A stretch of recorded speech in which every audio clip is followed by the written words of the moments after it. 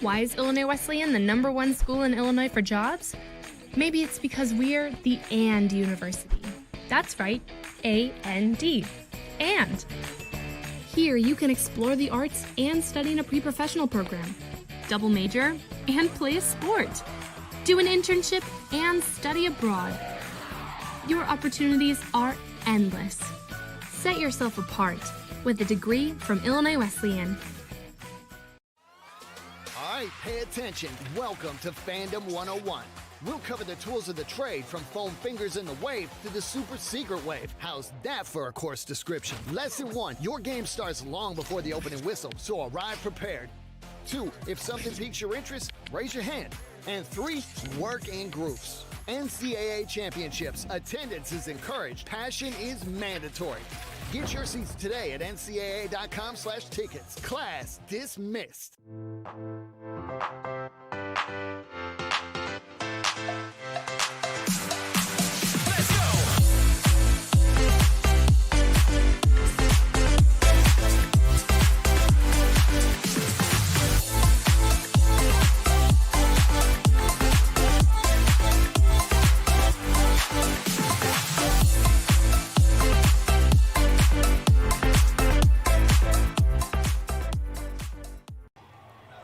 Abnormal temperatures in Bloomington for this Wednesday night lacrosse contest between the Illinois Wesleyan Titans and the Dubuque Spartans. Matt Sossler alongside Peter Kresge. Peter, before we get to our players to watch and break down the history between these two teams, they know each other very well, but if you're a player downstairs, how are you handling these conditions? I mean, I'd definitely be wearing a sweatshirt, maybe underneath my jersey, sweatpants, some thicker socks for sure, but you also have to think, can these players move in that kind of stuff? So you see a lot of the starters wearing shorts and maybe just like a light sweatshirt, but it's going to be very tough to compete in this weather, and it will really see who can grit it out and be the best tonight. And talking about footwear, it is a turf field at Tucci Stadium, but it might be slick. Yeah, definitely. Turf definitely gets slicker when it's colder, so got to keep watching the feet tonight, see who keeps slipping, who doesn't. I mean, it really just depends on how their spikes are looking or if they're not even wearing spikes. Both teams enter this contest with similar records. Illinois Wesleyan takes a 5-3 record into this Wednesday night. Dubuque at 6-4, 1-0 in conference play. Illinois Wesleyan will begin CCIW play this Saturday. It's supposed to be a little bit nicer in the afternoon when they take on Augustana, but they look to finish their non-conference slate in the regular season on a high note against a Spartan team that they're no stranger to. They've seen 9 times, and they have yet to fall.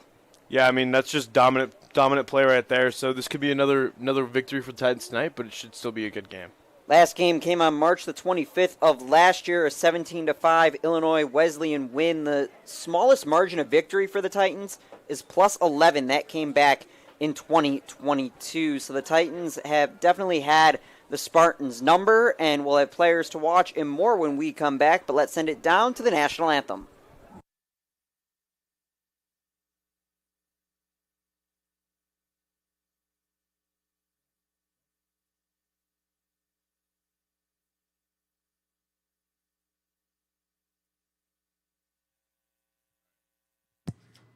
Fans, welcome to Tucci Stadium on the campus of Illinois Wesleyan University for tonight's non-conference men's lacrosse game between the University of Dubuque Spartans and the Illinois Wesleyan University Titans. The NCAA promotes good sportsmanship by its student athletes, coaches, and fans. Profanity, derogatory comments, or other intimidating actions directed at student athletes, officials, team representatives, or other fans will not be tolerated and are grounds for removal. Thank you for your assistance in providing a positive atmosphere. Please rise if you are able and remove your hats for the playing of the national anthem.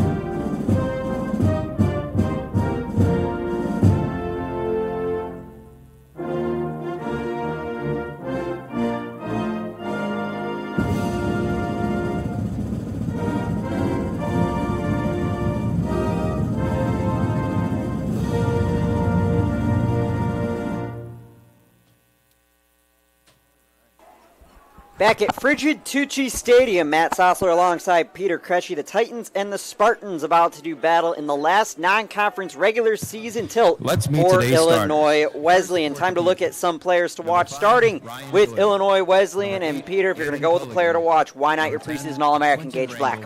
I mean, he's just been scoring goals nonstop, assisting other players. So he's a dominant force out there, and it's going to be someone for the other team to watch for tonight for sure. And for Dubuque, Sam Todd, the 10-time Midwest Lacrosse League Player of the Week. He enters today with 35 goals, 19 assists, good for a team leading 54 points. Also gets it done with loose balls, 15 ground balls on the season. You see single season and all-time records in assists. So he's the straw that stirs the drink for Dubuque. Yeah, he's just an impressive player out there, someone for the Titans to watch, and might be a real problem tonight. A little bit, I mean, depending on the weather, so let's see. Looking at the starting lineup, starting off with Illinois Wesleyan midfielder, a junior out of Waunakee, Wisconsin, John Kiddo. He is joined by Cade Myers, sophomore defender. Sam Skelton, the long stick mid junior, Karsten Nordley, number 37, the sophomore defensive mid, Gage Black, the senior middle attackman, Ike Eastburn, who, if you saw the last game against Southwestern, would be an understatement. He was the most efficient post player for Illinois Wesleyan that you could get. Ethan Hart, also starting Michael Campagna, one of their better defenders, Zoe Lombardo the Fogo, and in between the pipes is Colin Turvo. Our goalie matchup, Turvo so far this season, a 12.37 goals against average, a 5.23 save percentage, and for Dubuque, it's Nolan Nagy, sophomore out of Northfield, Minnesota.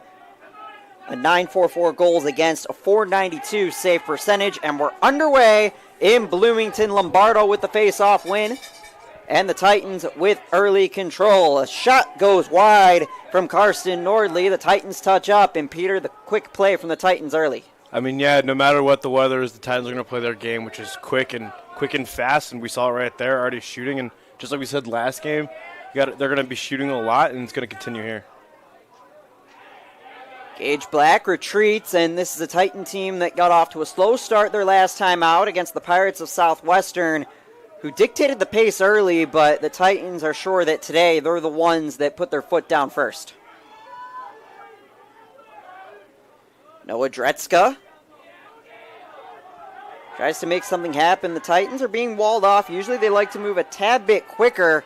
And a turnover by Dretzka. Going the other way for Dubuque is their leading defender, Ryan Doyle. As he slows the pace down, gets back to his side of the field. And Dubuque with an early chance, but losing the ball in the cold. Off that shot attempt was Giovanni Silva, the second leading scorer for Dubuque. So at the end of the day, no harm, no foul for Wesleyan.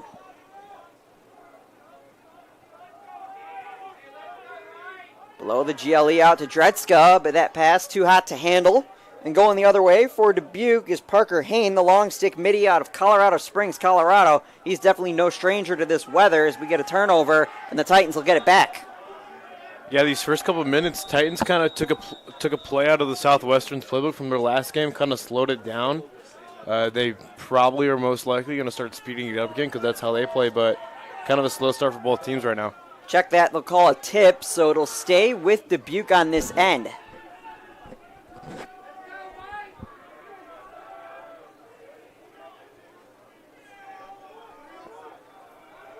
Titans are coached by Zach Iannucci in his 10th year with an 116-40 record to his name.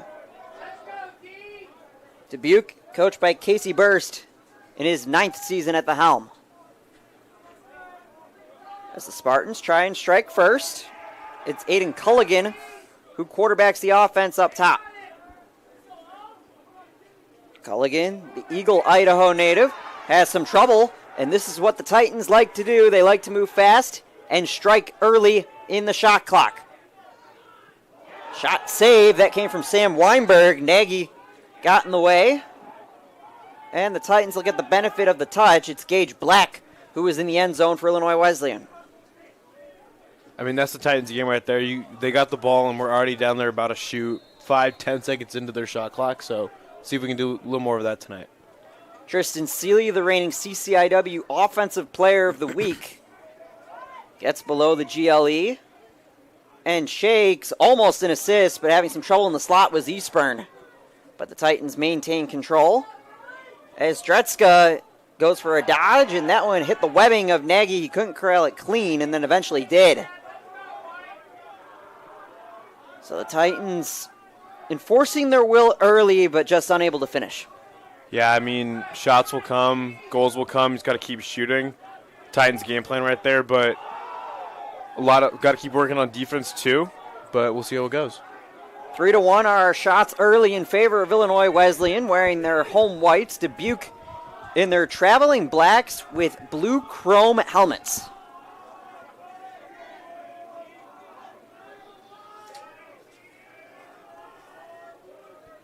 The Thousand Oaks, California native, Giovanni Silva, tries to work below the GLE, and eventually the Spartans will get it back. But Peter, you're from Southern California. I am. So is Silva. It's definitely not his element tonight. Yeah, definitely not. I definitely feel for him. I know Thousand Oaks area pretty well, so I definitely know how he's feeling right now. But I feel like he's pretty tough from being from Southern California and playing right now, so I think he can handle it. And the Southern California kid turns it over back to Wesleyan. 4 combined turnovers, 2 aside.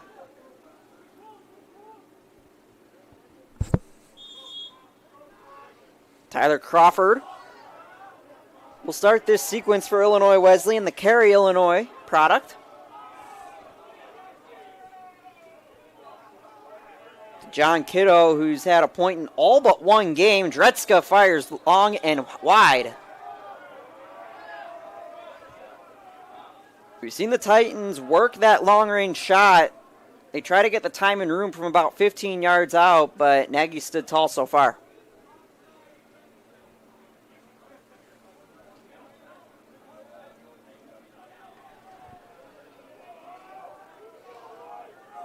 Eastburn will start this possession for Illinois Wesleyan. Still no score. Almost 4 minutes in. Kind of feeling like out of the Titans' element right now, but a goal will really spark them and get them going. Dretzka clanks the iron, misses to the left. Eastburn corrals. Gage Black, the time in room finds Twine. I mean, yeah, that's the start for the Titans right now. They needed that for sure. They're going to get going. Might be hard for Dubuque to keep up, but Titans are going to start playing their game, and we'll see where it goes. Look at that one more time. Dretzka, after taking the last 2 shots for Wesleyan, defers to Black, who picks up his 23rd goal of the 2024 season. And the Titans with an early 1-0 advantage, just about 4 minutes gone in the first. Lombardo with his second face-off win of the day.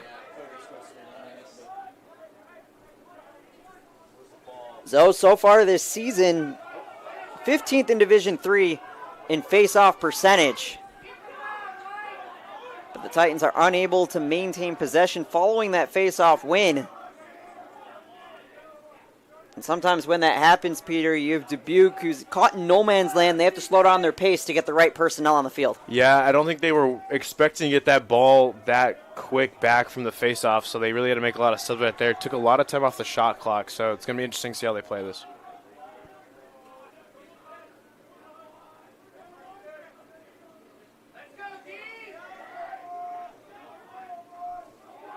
Culligan tried to get around, but was quickly walled off. Fires it out of bounds. Dubuque was the closest, so the Spartans will maintain. Tyler Johnson was in the area. Quasi-homecoming for him, the Homer Glen, Illinois native.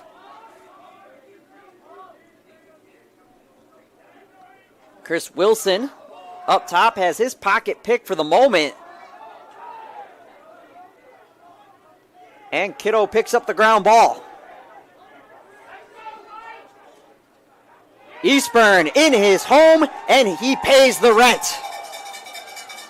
I mean, he just owns that space. He did it last game. He'll probably do it this game. As soon as he gets the ball in that spot, it's more likely than a goal for the Titans.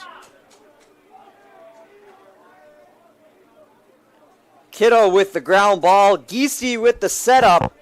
You get Ike Eastburn one-on-one where it's him against the goalie. Doesn't matter if you're a T. Wharton candidate. There's not much that you can do. Yeah, he's just too good in that spot. And took about 10 seconds for the Titans to get downfield and then score. So, I mean, they're really getting their groove now. 17th goal for the Colorado Springs native. And the Titans with an early 2-0 advantage.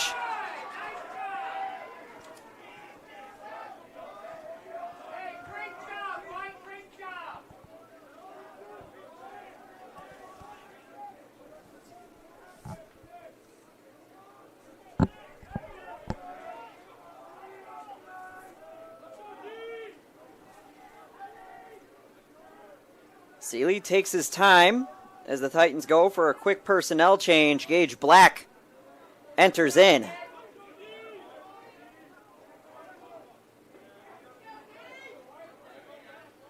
Gage draws a lot of attention and misses wide.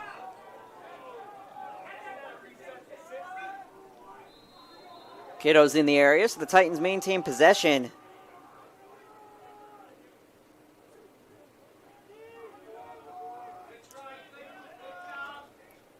And Seeley misfires there. So Dretzka's forced to touch up. We've seen a couple of those, Peter, where the Titans are trying to set up, get into formation, but it's a last-second miss pass that costs them. Yeah, I think they're trying something new maybe because we haven't really seen that from them, but they're still trying to get used to it. They'll definitely start getting their groove soon. 4th turnover for Illinois Wesleyan tonight. Not expected to be the cleanest of games in that department considering the elements. Yeah, like we said earlier, it's definitely going to be who's going to grit the game out the most just to see who keeps the possession and keeps playing in this weather. Spartans turn it over. And Turvo, the goalkeeper, will start it for Illinois Wesleyan. Went in and out of the pocket of Crawford, but he's able to maintain control. Ground balls today 8-6 in favor of the Titans. Sam Weinberg, who had his best game of the season last week against Southwestern. 3 goals, 3 assists, and 6 points for the Highwood native. Passes off to Bobby Conroy, a player who didn't start with a lot of playing time early on in the season, but earned his spot in the rotation after a 2-goal outing last Wednesday. I mean, that's good coaching right there. Award the players that are performing and see if you can perform again tonight. On the other side, it's Culligan. To Silva, who plays pitch and catch with Culligan, who misses high and left. And it'll stay with the Spartans. Only the 4th shot of the day for Dubuque compared to 9 for Illinois Wesleyan.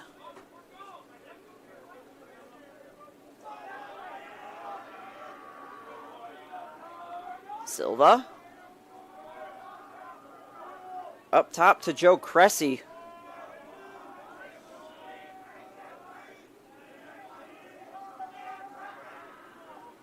Back to Culligan. One name we haven't called a lot today is Sam Todd, who gets it just as we speak. Shakes 1, 2, 3, and in a cloud of white jerseys.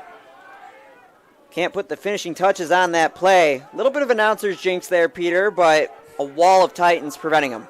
Yeah, big hit. And that will draw a flag from Culligan. He's going to take a knee. We'll see for how long.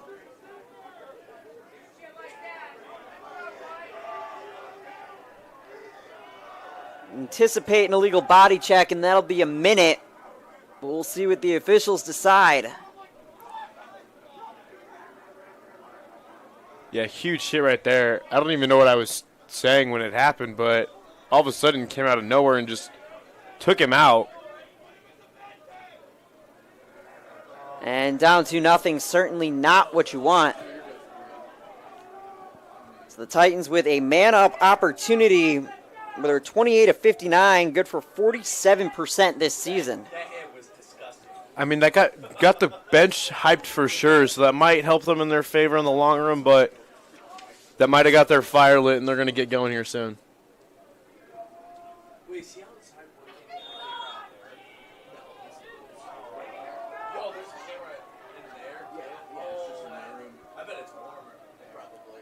And indeed, an illegal body check for 1 minute in the penalty area on Culligan. As the Titan man-up unit goes to work.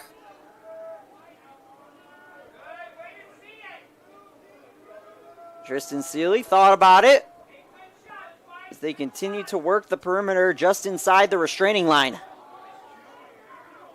Seeley forced to retreat.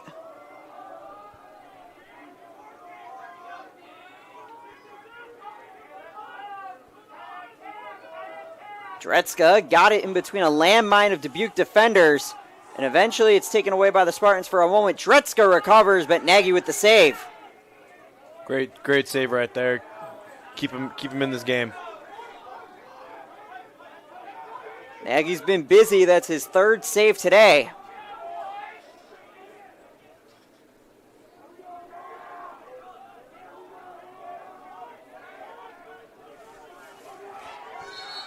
The man-up opportunity expires.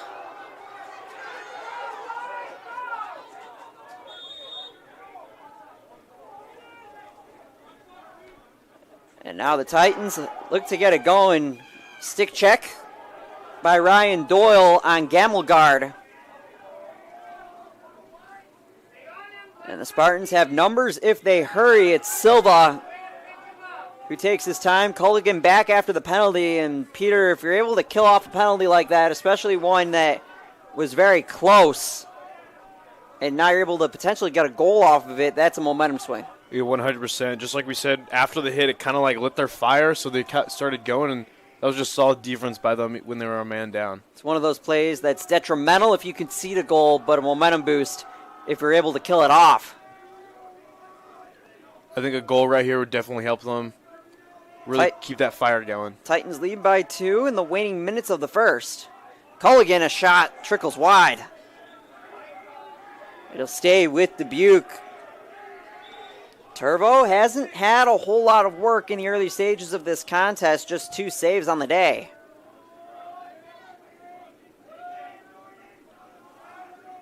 In the slot, Todd finds Twine.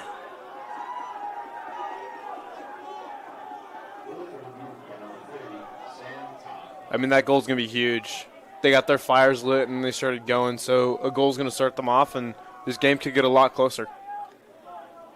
Todd's first of the day, his 36th on the season, cuts the gap in half.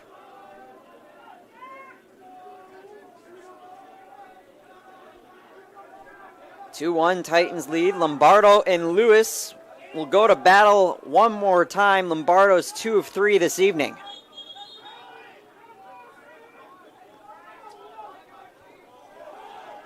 Get a face-off violation on Lombardo, so Dubuque will take over with a chance to tie. Kyle Hefner, the McHenry, Illinois product. As the Spartans work their subs. Yeah, it's the second time we've seen them do that, wait for their subs to come in, kind of slowed the game down. Titans might still be used to that from the last game, but I think Dubuque's playing a little better than Southwestern did. We also attribute that to how fast the Titans operate if they get possession. You'd think that Dubuque's going with a defensive look out of the face-off, not assuming they're going to lose, but if you have an offensive unit and you lose, you're already behind the 8 ball. Yeah, they're definitely prepared for this fast-paced Titans offense, but when they get the ball back, they really take their time and settle the game down. Turnover by Silva down low, so the Titans get it back as Crawford takes it over midfield. Crawford has been one of the few catalysts for Illinois Wesleyan today.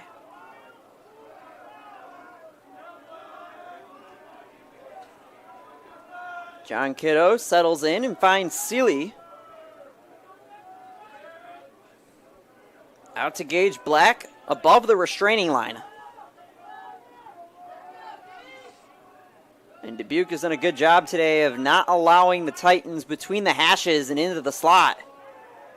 which is where most of their damage comes from. A good roll dodge by Black, instantly walled off, but he's still able to finish his second on the day. Yeah, he took that hit like a champ and then just finished it off right there. I mean, that's just well done, well played. There is a flag on the field.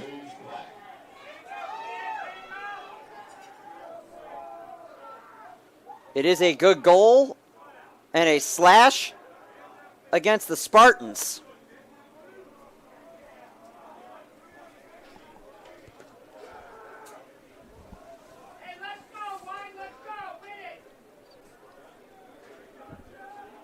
So Gage Black off to a fantastic start. 2 goals on 3 shots.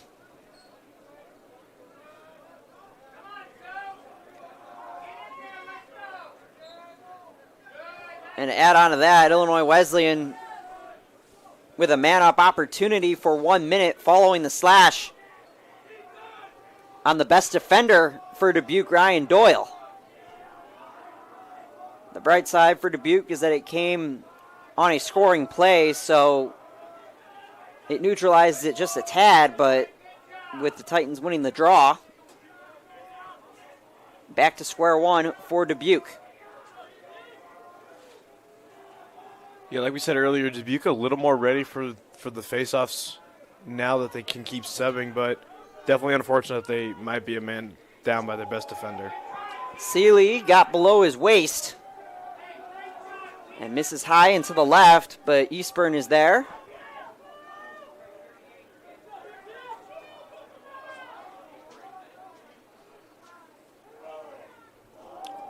Seven seconds on the man up. So one last chance for Illinois Wesleyan. Yeah, to capitalize on this right now would be huge for them. High-low action between Black and Eastburn. Downstairs, taking a hit is Dretzka. Nagy scoops it up. So Dubuque's been solid on the kill, 2 of 2 today, both on 1 minute long man-ups. Yeah, they are just solid. They definitely did their homework. They definitely watched a lot of Titan games and understood how we play, and it's been seen, and see if they can keep it up. And both these teams have been solid in their man down, only allowing 1 goal so far this season.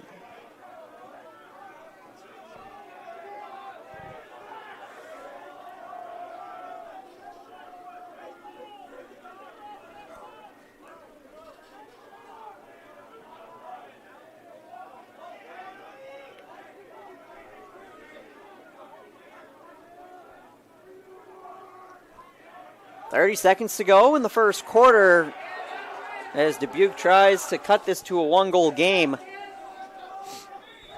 But the Titans get it back, and 25 seconds is plenty of time for the Titans to go to work. Yeah, this is their sweet spot. This is where they can play, and unless you give it away just like that, but Dubuque might finish it off right here too. A turnover as Todd misses high and right.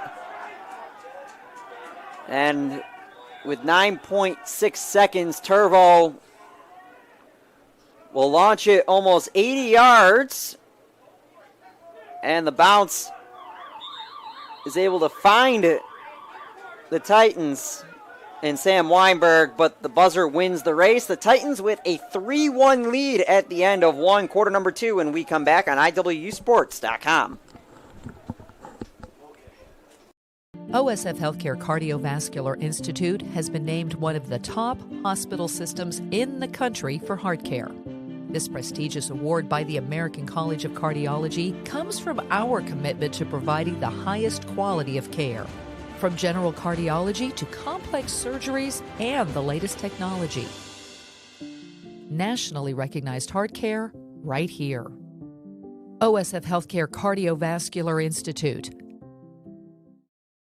What is proven science? At Just Thrive, it's about best-in-class clinical research. It's about supplements that empower users to control their health. These are the elements that make up the foundation of Just Thrive. Our proven, clinically backed, proprietary probiotic removes the guesswork from supplement selection because we've done the work for you to ensure that you're getting the best product possible, empowering you to take back control of your health from a leader in the digestive, immune, and emotional health spaces.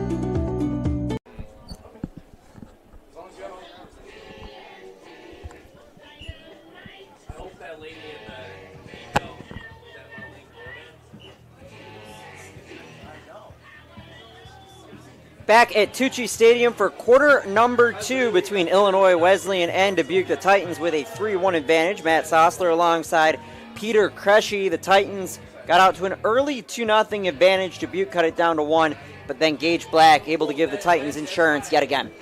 Yeah, I mean, we're kind of seeing some similarities from our last game. So maybe the Titans will turn it on now or wait until halftime again, but they got to keep playing how they're playing if they want to keep the lead. The Titans trailed 3-2 at the end of one against Southwestern just 8 days ago. They wound up winning that game by a score of 20-8. So as Peter alluded to, sometimes it's a matter of when, if not if, for Illinois Wesleyan. Yeah, slow starts can definitely be deceiving for teams. We've seen that twice now from the Titans, so maybe this is just like another Southwestern game, and they'll get going. Lewis and Lombardo one more time. Nearly an even split between the two. Lombardo 3 of 5 today. Lewis with the remaining 2.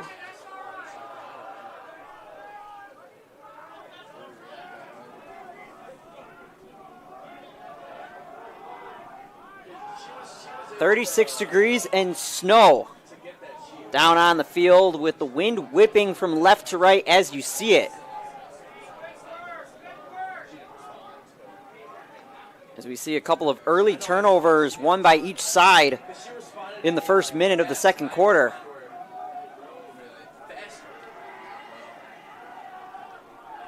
For the game, Dubuque with 9, Illinois Wesleyan with 7.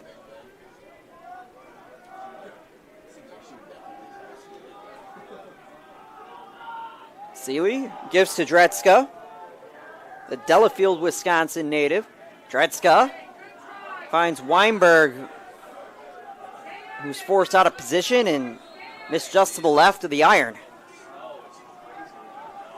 As the wind starts to pick up downstairs, you can see the snow whipping to the right. Yeah, this weather's getting worse for sure. Got to be more gritty for these players to keep playing. A shot and a goal from Ike Eastburn. About 20 yards out. For Illinois Wesleyan by number His 71. second of the day. I mean, Eastburn just does not care how cold it is. He will own that spot any day of the week, and he keeps doing that right now. He's a Colorado Springs native. So he's definitely used to these temperatures. But Eastburn not only getting it done within the neighborhood of the crease, but Eastburn might need to refill his frequent flyer miles from scoring out there. He traveled so far. Definitely out of his comfort zone, but still can put it in. And, I mean, just like you said, being from Colorado Springs, he probably grew up in this weather, and he probably thrives in this weather. And similar to a post player in basketball, the second a post player nails a 3, you got to honor him in every facet possible, so that should open up the game for Eastburn. Yeah, we might see him start shooting more from outside just because he knows he can do it now, and it could be definitely a game changer for the Titans. Sam Todd, who has the lone goal for Dubuque, takes his time. To Hefner.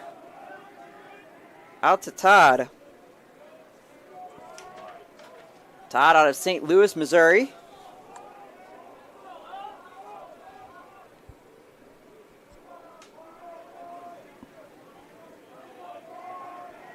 Culligan, his pass is picked off by Campagna.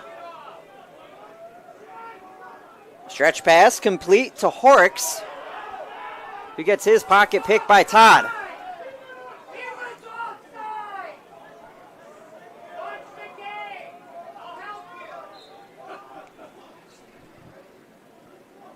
And after all that, the Titans will get it back when you get in those transition plays. Close to offsides, but I think Todd was all right by a couple steps. Yeah, he was definitely close down there. A lot of yelling from the fans, from the Titan bench, but game continues. Got to give him credit on a day like this, coming out for some lacrosse. Yeah, it might not be a lot of fans out there, but the ones who are here are definitely in love with the sport and want to be here. Dubuque takes over. Polakowski just beyond Weinberg.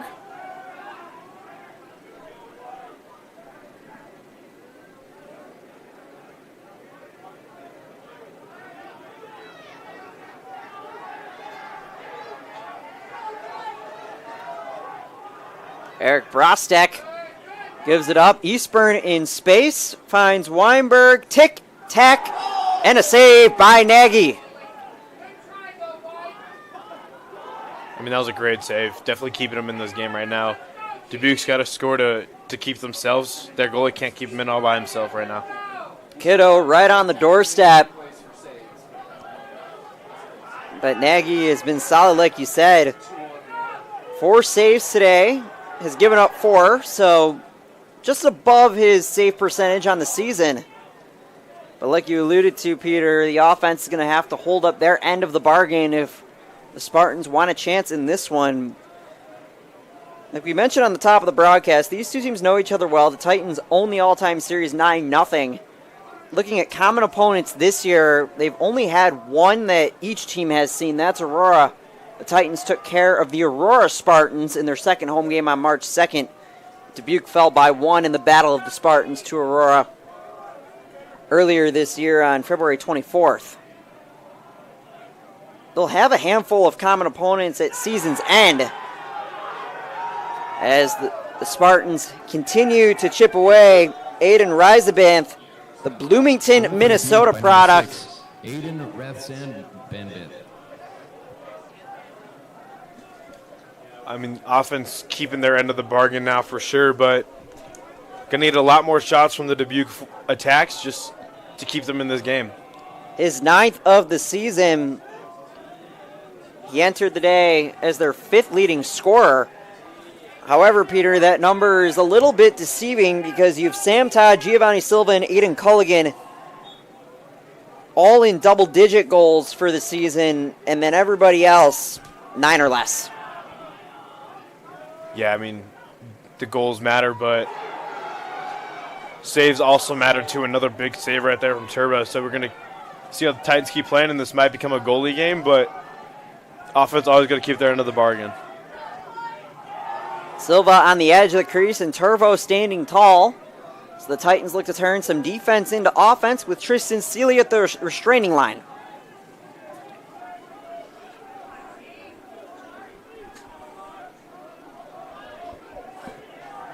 Culligan with 23 goals entering today. Tyler Johnson's next in line with 9. So it's clear on who the threats are for Dubuque as the flag flies. This will be on Illinois Wesleyan.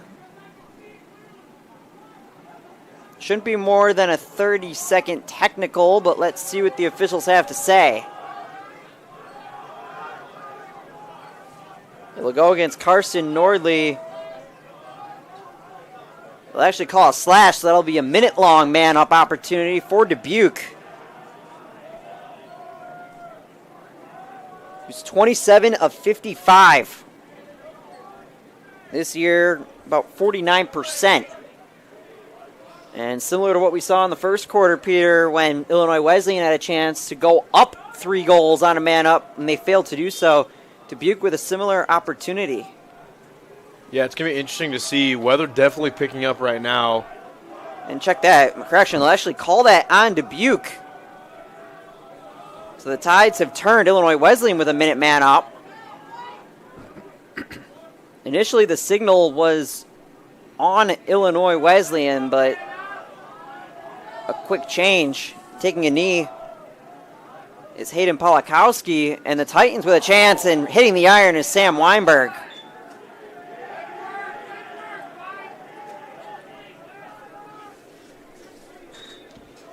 I mean, out of nowhere, this weather has just picked up for these players, so it's definitely going to be a bigger factor now, but also being a man up, scoring a goal is going to help their confidence. Especially going from left to right, you have the wind at your back. Nagy got caught in no man's land, but he's able to get back. And a whistle blows, a timeout called. With about 8 seconds to play on the man-up opportunity. Looking like mid-February in Bloomington, Illinois. And Peter, about midway through the second quarter, Titans lead 4-2. Eastburn and Black with a brace for Illinois Wesleyan. And for Dubuque, Rasenbinth with 1, their leading scorer Todd with the other. You got 8 seconds on this man up. What is Coach Iannucci telling his team? He's definitely telling them we got to start playing quicker because they are kind of out of their element, playing a little slower. But I think he's expecting a goal, and so should the attacks also be expecting a goal for themselves, just because this is kind of like where they play in their element. Both teams have been held below, I'd say, their normal marks for scoring in the first half as we get closer and closer to halftime, 8 minutes and 41 seconds to go. The Titans this season averaging 9.5 goals per game in the first half. As for Dubuque,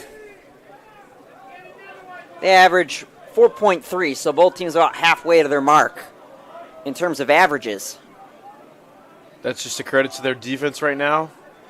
Might be a little bit of the weather, but I'm gonna give the teams the benefit of the doubt and say it's their defense holding them below their averages. We haven't seen too many fast opportunities for either side. A lot of it has been in the attacking third, as the Titans look to execute there. Eastburn and Kittle below the GLE. Weinberg tried to go downstairs, didn't work. Nagy with the save. That's his 5th of the day. As the time on the man-up opportunity close to expiring. Dretzka from up top, no issue for Nagy. It's another great save. He's definitely keeping them in this game right now.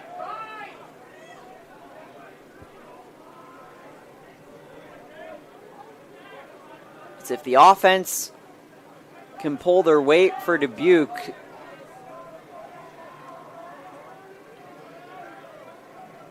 Dubuque's definitely looking for 1 or 2 more goals before half just to keep them in this and keep their confidence up before the next 2 quarters. and they're very much in this game, only trailing by 2 with the chance to cut it to 1. It's speaking from the angle that when the match is lit for Illinois Wesleyan, the fire catches. Yeah, it was kind of lit, and then it kind of just died out for a hot second, so we'll see if they come back. But Dubuque's starting to light their fire and really get into this game. That's also why, if you're Dubuque, you got to keep the Titans at bay for as long as possible. And a shot and a goal. Culligan's 2nd of the day, and the Spartans trim it down to 1 once again. I mean, he loves that spot. He was shooting out there all game right now, and he got a goal from it, so he's going to definitely keep shooting out there. But some of the Titans' defenses has to watch. 15 yards out from straight away.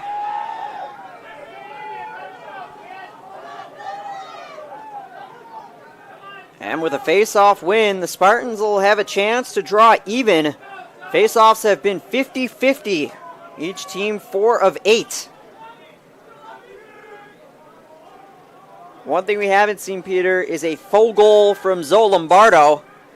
Something that not only he had last week against Southwestern, but something that he had last year against Southwestern. Almost trouble there as he tried to go back to Turvo.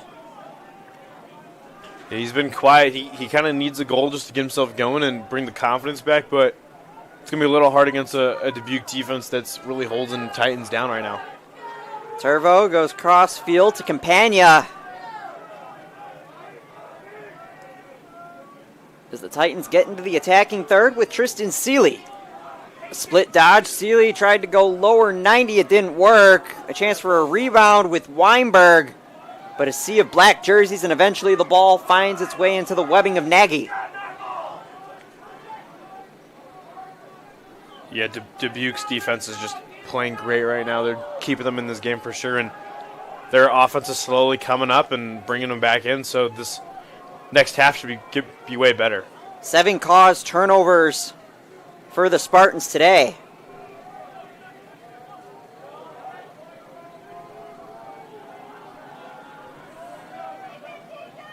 And a chance to tie with 6 minutes to go until halftime.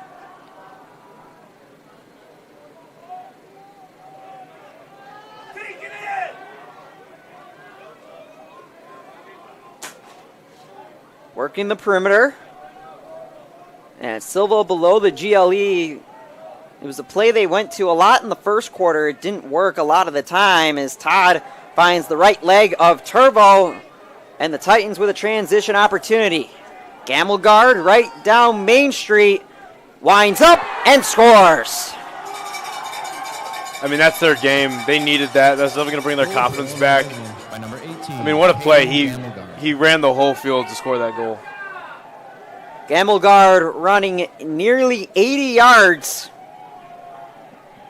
and beats Nagy. You see it, Peter. There's no one in the neighborhood. Yeah, he when he got that ball, he went for it. He said, I'm putting the team on my back right now, and I'm gonna do it myself.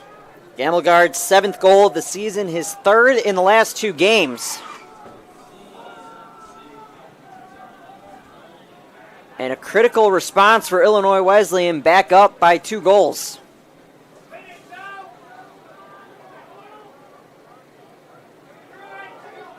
And Peter, that's also why, if you're not only Dubuque, but any opponent for Illinois Wesleyan, you have to be careful with your shot selection. Because if Turbo saves it, it hits iron, you get a friendly rebound, it's very easy for Illinois Wesleyan to go the other way. You get a 30-second technical called on John Kiddo, so a brief man up for the Spartans, 30 seconds in length. Spartans are going to want to score here. Get one more goal, keep them in this. I know there's still 5 minutes left in this quarter, but a goal right here is definitely going to help them. The second Titan infraction of the day. Both technical fouls, so it's not entirely detrimental for Illinois Wesleyan, but the Spartans are going to want to talk it over before this man-up opportunity. Yeah, that's smart coaching right there. They know they have the time to do it. 30 seconds might seem like a short amount of time, but they'll definitely draw a quick play up here and see if they can get one in. Matt Sossler alongside Peter Kresge. Titans up 5-3 with 5.5 minutes until intermission. Illinois Wesleyan took a 3-1 advantage into the break between the first and second quarter. We've been even at 2 goals apiece in the second stanza. For Illinois Wesleyan, Ike Eastburn and Gage Black each with a brace. Caden Gamelgard with the most recent goal for Illinois Wesleyan. For Dubuque, it's been 3 different goal scorers. Todd with 1, Razenbith with 1, and Culligan with 1 as well. I mean, Titans coach down there having words with the ref, probably talking about some of the calls that they made, not being the way he wanted them to go, but he definitely looked really mad down there talking.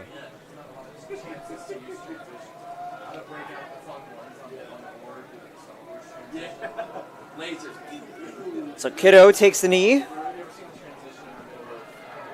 Called for illegal procedure. So a critical opportunity for Dubuque as they try to trim this back to a single goal game. A place they've been at multiple times today, but since we were even at 0, something they have been unable to do. I have a hot take. Some people Silva below the GLE. do not like what I Thought about Todd, goes short side and a save by Turbo. Great save by Turbo. He's going to feel that, though. That looked like it hurt. Off the shot of Quentin Rangel, the Battle Creek, Michigan native. It is so awesome. Battle Creek, Michigan, a very old industrial town, as Tristan Seeley works it into the offensive zone.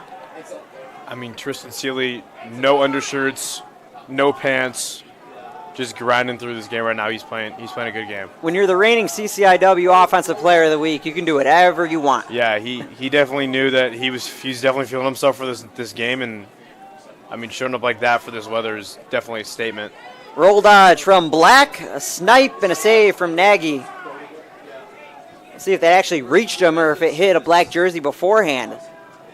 But nonetheless, the Titans maintain control. Dretzka up top, and Nagy's having no issue with those long rangers for Illinois Wesleyan. Yeah, he's having a great game right now. He's keeping them in. He's just playing a great game, saving all the shots he needs to save.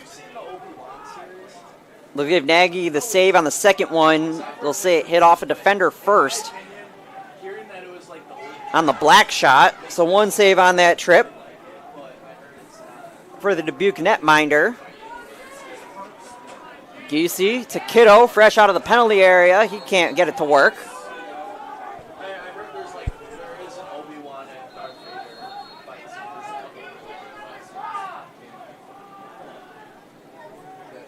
scene. Wind is picking up. I don't know if they can see that on their screen, but the wind did just get a lot faster.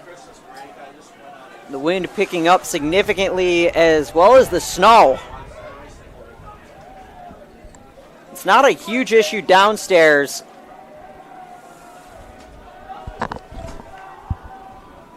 As it is up here. But again, you get the wind, you get the snow, and it's certainly not fun when those flakes land on you.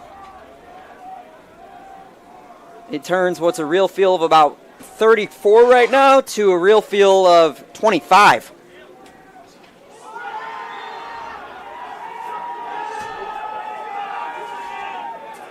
A shot and a goal for Dubuque, cutting it down to 1 yet again.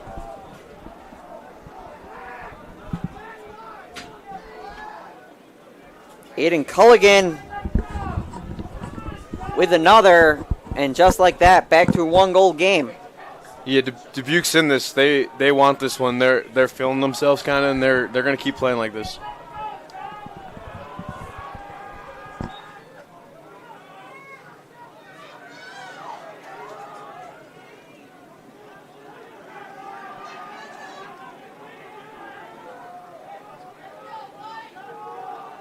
Illinois Wesleyan with a chance to answer. Tristan Seeley, who's been scoreless so far today, and can't break that trend there. Titans maintain control. Gage Black goes cross field to Dretzka. Dretzka is able to shake to Eastburn downstairs and put a mortgage on that one. I mean, he knew before everyone else that he scored. He was literally celebrating as the ball was going in that goal.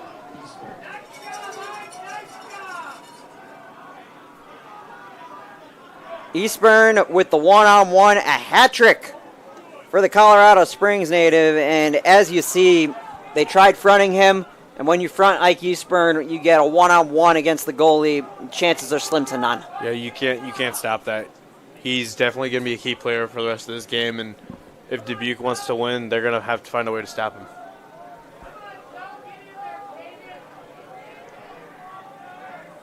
Ike Eastburn coming off a 4-goal outing against Southwestern. Already 75% to that mark, and we're still in the first half. I mean, his stats speak for himself. There might not be a way to stop him, honestly. John Lewis tried to finish the job himself with a faux goal, but couldn't put the closing touches on it. With 2 minutes to go until halftime, 6-4 Titans lead. And at this point, Peter, the team seemed to just be trading goals at this point. Yeah, it's definitely going to see who keeps them in the game, but if Dubuque gets one more and hopefully Titans get another one, then it's just going to be a good rest of the game. Titans with a chance to lead by 3, and they do. Gage Black joins the hat trick club just mere seconds after his teammate Eastburn, and the Titans lead 7-4. I mean, great goal. You can see on this replay, he just goes for it. He didn't really have to dodge there. Thought about a split dodge, but was given a significant cushion. Yeah, I mean, there must be like a Titan motto right now for these players, but when they get the chance, they're going to do it themselves, put the team on their back, and score a goal. 3 for Black, 3 for Eastburn, 1 for Gamelgard, and a timeout called by Coach Burst. A minute 44 until halftime. In the last non-conference tune-up for Illinois Wesleyan, they'll welcome Augustana on Saturday to Tucci Stadium to start CCIW play. As for Dubuque, they already have a game in conference, a win over Northwestern St. Paul on March 30th. And Dubuque will see their fair share of CCIW opponents. They've already taken on 3 CCIW teams. This will be the 4th. They beat Augustana by 13, lost to Carthage by 6, and then fell to North Central by 3. So, Peter, that's just another team that the Titans can watch that game film and know directly what to expect. Yeah, this is a great matchup for the Titans, especially to have before conference starting. They can watch those games back, get some notes down on the CCIW teams, and hopefully exploit those when they go to play. Titans will have Augustana and North Central back-to-back. And after that Augie game, they'll start the buses yet again. They won't return home until April 20th. I mean, going back to what we were saying about watching the film, the CCIW teams can also go back and watch this game too, so it's kind of a win-lose situation, but I feel like it's a little better to play them after everyone else plays them. Especially that first quarter, you see how Dubuque limited Illinois Wesleyan in the attacking zone. Yeah. I mean, Dubuque kind of laying out for other teams how to stop this Titan offense because they've done it the best so far. Contact on the far side and slow to get up for Illinois Wesleyan is Ethan Hart. But he's able to jog off under his own power. Nick Horrocks takes his place. No flag on the play, so we'll resume with the Titan possession. Gage Black to Dretska with a minute and change until halftime. Gage Black, who already has a hat trick, and add on one more. I mean, his fire is lit, and he's gonna keep going. He's trying to light the rest of the team, but his are sure is burning. 26 goals this season for Gage Black.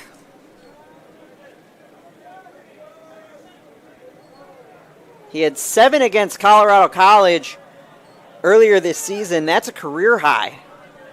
Yeah, that's a crazy stat. So he's on pace to break that as the Titans start to pull away before each team heads to the locker room. Halftime, just have a good team talk and maybe come out and break his record. A tussle on the face-off, won by Lombardo. But Gamelgard has some issues with the ground ball, but is able to clean up the mess. Gamelgard, the long stick midi, loses it. And whistles fly. And a timeout called by Illinois Wesleyan. Karsten Nordley got the ground ball from Gamelgard, but a smart timeout from Coach Iannucci, knowing that there wasn't much on that possession. Yeah, he's just trying to slow him down. 45 seconds left in that quarter. Looking to get one more goal before half. Try and force a reset, too, considering there was a slew of black jerseys waiting to collapse. Yeah, it was a great call on timeout. If they didn't call timeout, I'm pretty confident that Dubuque would have been in the Titans' half. Loose ball stats, near even. Illinois Wesleyan with 29 ground balls, 25 for Dubuque. Caused turnovers 7 apiece. And we haven't seen a caused turnover by the Spartans since the infant stages of the second quarter. Yeah, I mean, that's just process of the game. Game's going to keep going, and you're going to keep evolving into the game, and that's just seen right there. But the stat that typically tells the story of the game for Illinois Wesleyan and is telling this story are the shots, 28-15 in favor of Illinois Wesleyan. 15 of those for Illinois Wesleyan have been on goal. I mean, yeah, I don't think we need to keep saying it, but Titans will just keep shooting, and their goals will happen, and that's just seen right there. Score early, score often is the way the Titans play, and they have a chance at one more before halftime.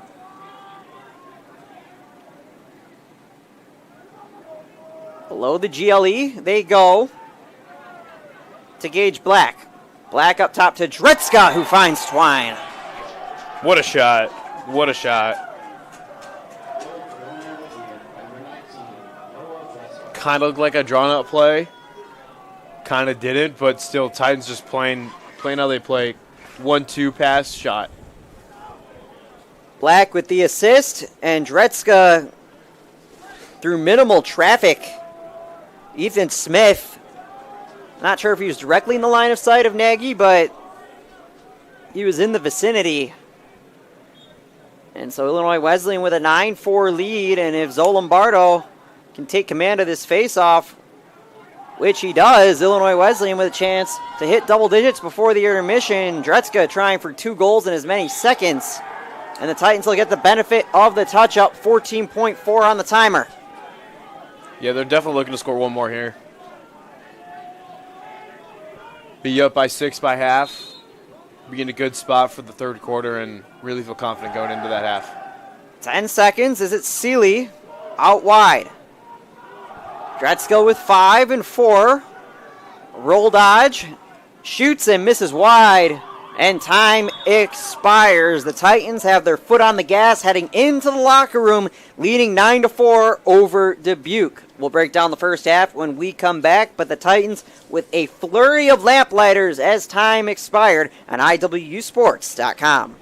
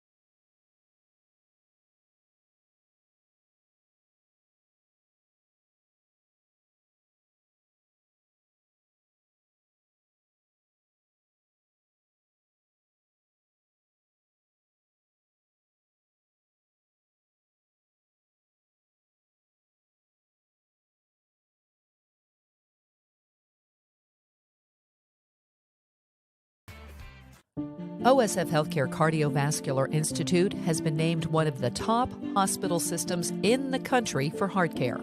This prestigious award by the American College of Cardiology comes from our commitment to providing the highest quality of care. From general cardiology to complex surgeries and the latest technology. Nationally recognized heart care right here. OSF Healthcare Cardiovascular Institute.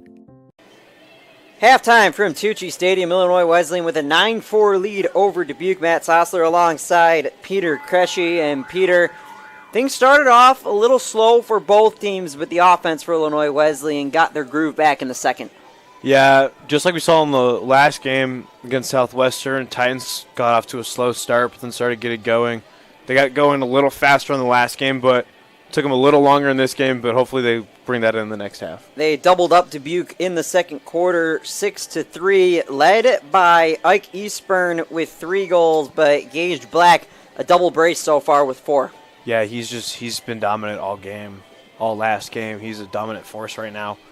We can't count Dubuque out, though, because they're slowly getting their chances, and when they get their chances, they try to capitalize on them, and they're starting to do a little more. And it seems that every time, not so much now, but in the early stages of the second, every time that one team had a call, the other team had a response. The Spartans cut this down to a 1-goal game on multiple occasions, but at the end of the half, Illinois Wesleyan just started to pull away.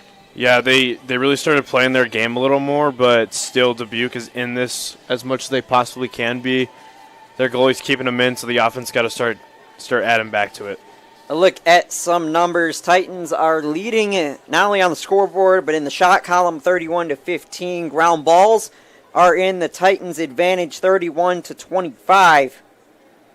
The face-off X has been relatively close. Zoe Lombardo 9 of 15 for Dubuque. John Lewis with the remaining 6 face-offs won. And for Illinois Wesleyan, that was something that hasn't really been their Achilles heel, but we've seen it over the past couple of games that when Zoe is working well in the face-off X, the rest of the offense takes care of itself. Yeah, I mean, he really gets them going, and he'll get the ball up going forward, and as soon as they're going, they kind of don't stop. At half, Illinois Wesleyan up 9-4 over Dubuque on IWUsports.com. Being the 10th year of the program and now coaching a team that I played on early in its days has been a really special thing to be a part of. I think seeing the growth of our student athletes and seeing the growth of just this program and the culture that we've created and the relationships that we've formed throughout these 10 years have been nothing but outstanding and things that will last for a lifetime. So I'm very proud to be a part of that. This program has meant so much to me. I've been here for 4 years, seen a lot of different stuff, blood, sweat, and tears. It's truly taught me that nothing comes easy. You have to work for everything. You're not going to be handed anything. Smaller team since we're D3, so it's just shown that dedication really does work. Hitting the 100 win mark was incredible. None of us knew that we were going to hit that mark that night, so it was really special to hear that. Just knowing the kind of trials that we went through as a program in the 9 years before, and all the work that was put in by all the players in the program, all the coaches, all the athletic trainers, and how that kind of led to this big moment, it felt really, really amazing. If I was to leave, one thing for this program, or remember one thing from this program, it's that we are truly doing it because we love the game. And despite challenges, despite triumphs, everything we go through as a team, good and bad, we're together through it. From the start to the end, even past our graduation, it's something that we hold together closely, and we relate to one another, and we can understand each other's where we're coming from. And I think this program is something that will forever be remembered as how we make it and how we create it and how we continue to love it and grow with it, and just show our love for the game through everything we do. Yeah. Halftime at Tucci Stadium, Titan men's lacrosse up 9-4 over Dubuque. Matt Saucer alongside Peter Kresge.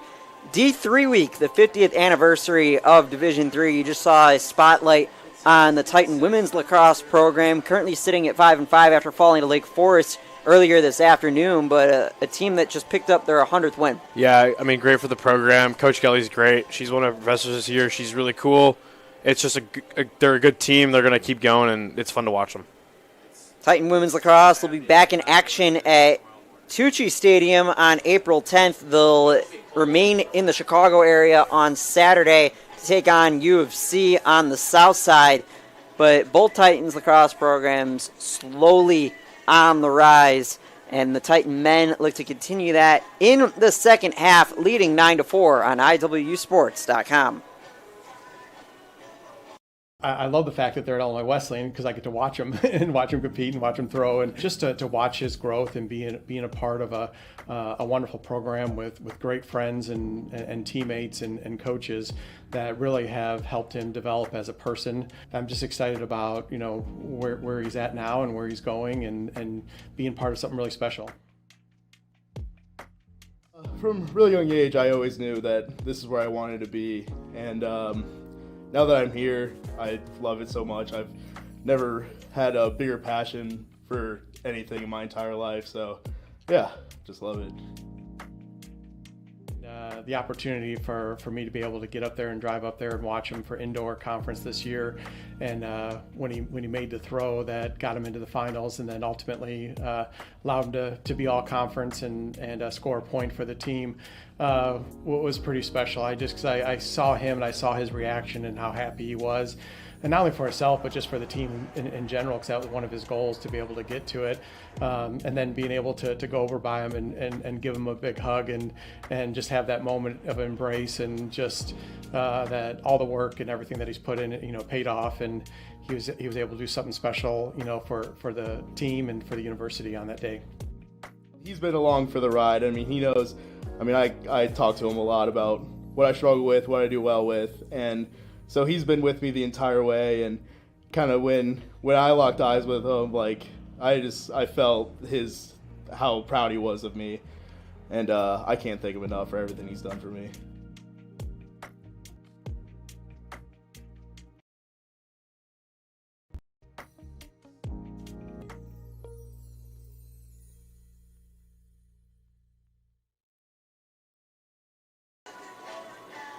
Halftime at Tucci Stadium, Illinois Wesleyan with a 9-4 advantage on a snowy Wednesday night in Bloomington, 35 degrees. The wind blowing from left to right, certainly favoring the Titans in that second quarter. I'm not sure if it had anything to do with their scoring barrage going with the wind as opposed to against the wind, but nonetheless, it aiding the Titans' offensive success. Matt Sossler alongside Peter Kresge, who just saw a feature on athletic director Mike Wagner, and I gotta say this, there are a lot of people in this athletic department. The hashtag is Titan Green over everything.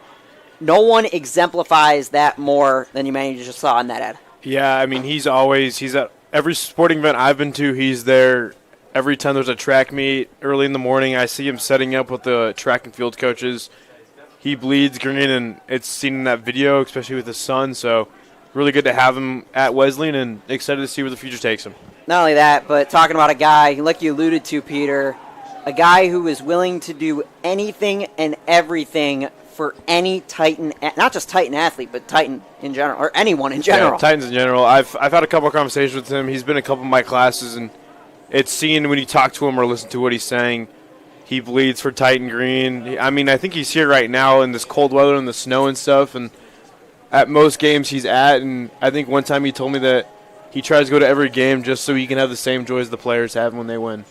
And that's a sign of not only great leadership, but a fantastic athletic department here at Illinois Wesleyan. One of the reasons why this school not only has success across so many sports on the field, talking about numerous CCIW championships already throughout the winter and fall seasons, but also success off the field as well. Yeah, he definitely preaches success in the classroom and then on the field too. And I mean, I can personally say some of the classes are tough here, being like going here and stuff. So these players out here playing a sport, keeping their grades up to keep playing is a hard thing to do, and he definitely preaches that and makes sure everyone can do it.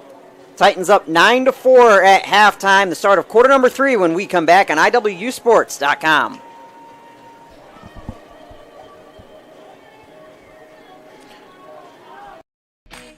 Why is Illinois Wesleyan the #1 school in Illinois for jobs? Maybe it's because we're the AND University.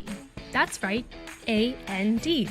And here you can explore the arts and study in a pre-professional program, double major, and play a sport, do an internship, and study abroad.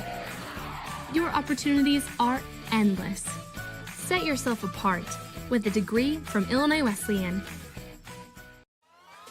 All right, pay attention. Welcome to Fandom 101. We'll cover the tools of the trade from foam fingers in the wave to the super secret wave. How's that for a course description? Lesson 1, your game starts long before the opening whistle, so arrive prepared. 2, if something piques your interest, raise your hand. And 3, work in groups. NCAA championships, attendance is encouraged, passion is mandatory. Get your seats today at ncaa.com/tickets. Class dismissed.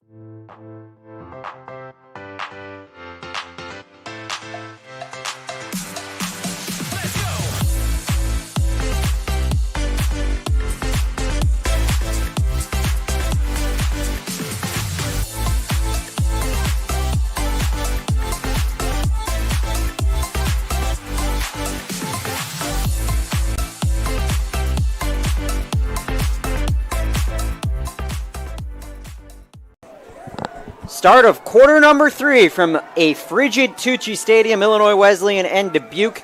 Matt Sossler alongside Peter Kresge. Illinois Wesleyan with a 9-4 advantage, wearing their home whites. Dubuque in their traveling blacks. And Peter, like we talked about at halftime, the Titans and the Spartans both started slow on the offensive side, but it was the Titans commanding quarter number 2. Yeah, I mean, hopefully in that team talk at half, both coaches kind of started lighting that fire underneath their players, and this second half, these next 2 quarters start picking up with more goals and more shots.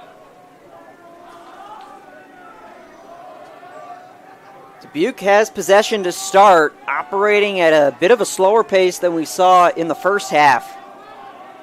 Something that worked for Southwestern last week for a little bit. I mean, the slow pace will work for right now, but if you keep getting scored on, and just like we saw on the Southwestern team when they played, you're losing time off the clock, waiting and slowing it down, so you're going to start losing time to score. Wilson gets walled off by Hart, but it finds the stick of Sam Todd, the leading scorer on the season for Dubuque, and he turns it over as it slips out of the pocket of his stick. And so the Titans get it back, a rare turnover by Todd. Yeah, I don't know if he missed it or too slick out there from the weather, but definitely a rare sight to see. And the Titans look to take advantage. Karsten Nordli gets into the slot to Sam Weinberg, who reverses back. Tristan Seeley, the reigning CCIW Offensive Player of the Week, has been silent today.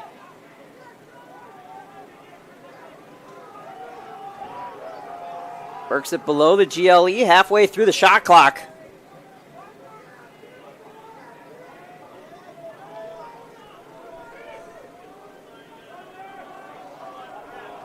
Dretzka with 30 to shoot. Fires and a save from Nagy. Great save. He's playing just like he did in the first half. It's going to keep Dubuque in this game. 9 saves on the day for the Spartan netminder.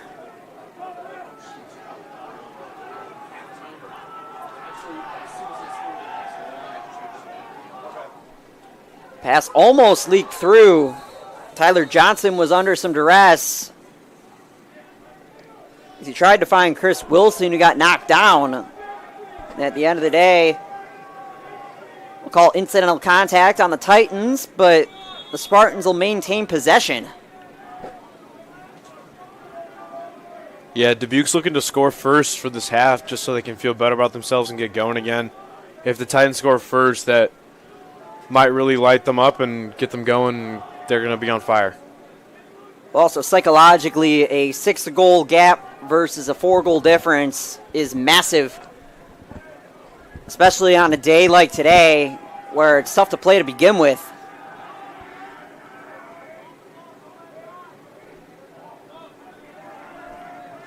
.25 on the shot clock. It's Tyler Johnson. Quarterbacks the offense. Slapped away. But it'll maintain possession for Dubuque.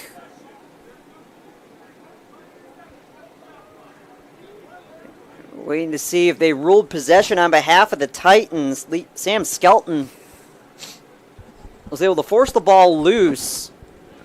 And the key thing here is that they rule that Skelton had possession of the ball. That's a 60-second timer.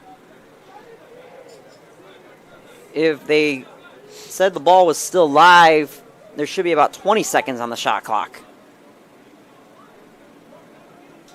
Yeah, having a long conversation about this right now. It looks like what they're going to do is they're just going to let the clock tick to where it left off. And then they'll give the green light.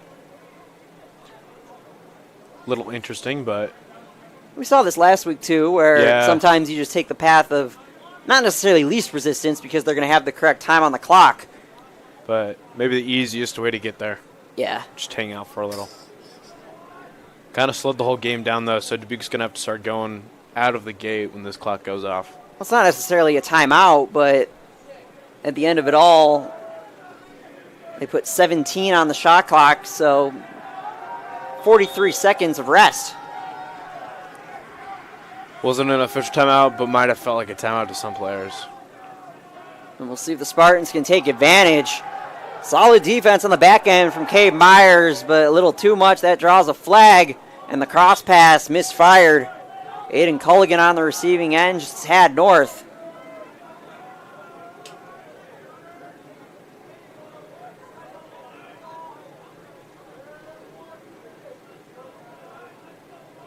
Dubuque can be a man up here, looking to score. Initial call, a slash on Myers.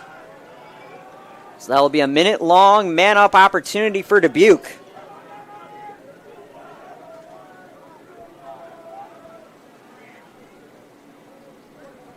Third penalty on Illinois Wesleyan today. Dubuque 0 of 2 on man-up opportunities. Yeah, they're going to look to capitalize here.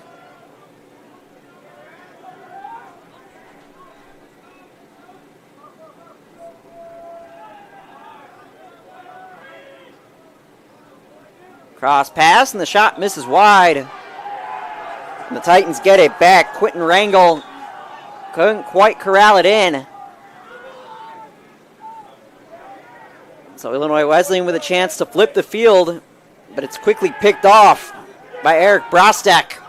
Yeah, Dubuque's going to go quick here. They're still a man up. And the Bend, Oregon native will sub out. Both teams making some changes, and the Spartans will hang on for their fresh unit. As Silva gets it up top to Tyler Johnson.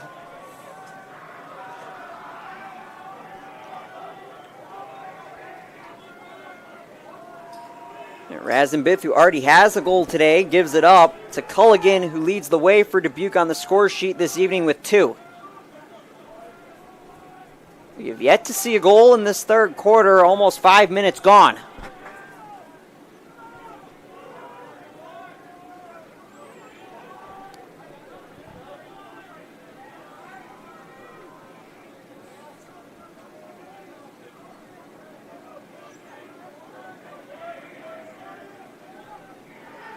Taken away by the Titans. Sam Skelton finishes the job with the stick check.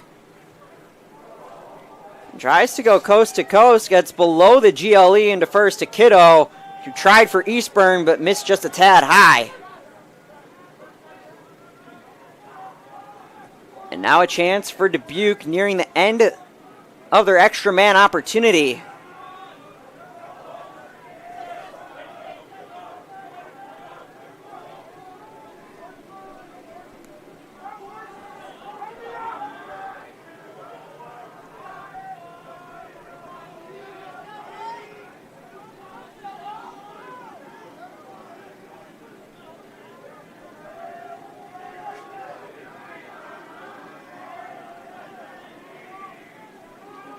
Razenbith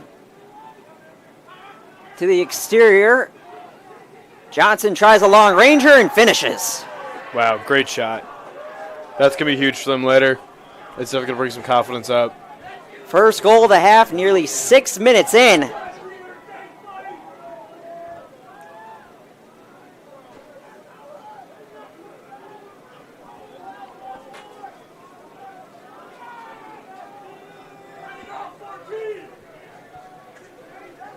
And Johnson, who doesn't score a whole lot, he's the 4th leading scorer on this Spartan squad. That's his 10th goal of 2024. And as we've seen so often today, the Titans look to reply fast. Yeah, they're already down there setting up for their game. And they turn it over.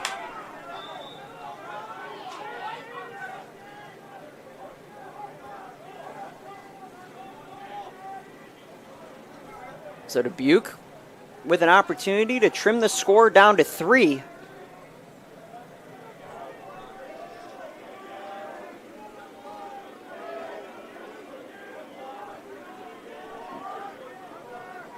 They've worked the shot clock since halftime, certainly one of their adjustments coming out of the locker room.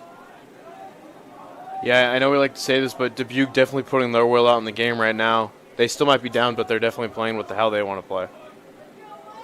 Culligan, skip pass. And side-winding high is Aiden Ennett.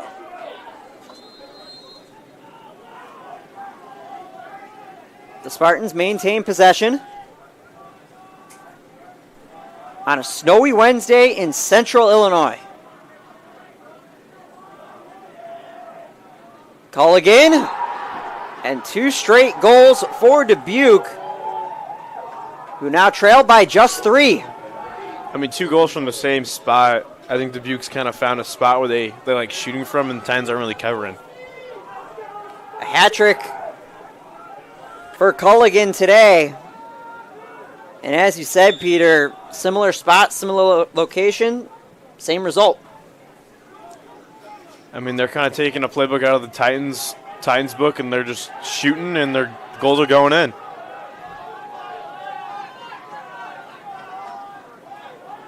And add on, Zoe Lombardo just got called for a face-off violation. That's the second on Lombardo today, so Dubuque will have possession and a chance to make this a 2-goal game. Yeah, Dubuque's taking advantage of this momentum shift for sure. 2 goals, only 2 goals in this quarter, looking for a third. So a lot of time on the clock, but as this one's shaping, It's going to be the closest game between these two teams in the history of this matchup. The closest was plus 11 for Illinois Wesleyan, and now you see why that can change so fast. The response from Sam Weinberg on the other side, the Titans get it back. They took one bad pass from Dubuque, ball went out, Titans took advantage of it. I mean, you can't stop that. Weinberg going underhand from the diagonal point.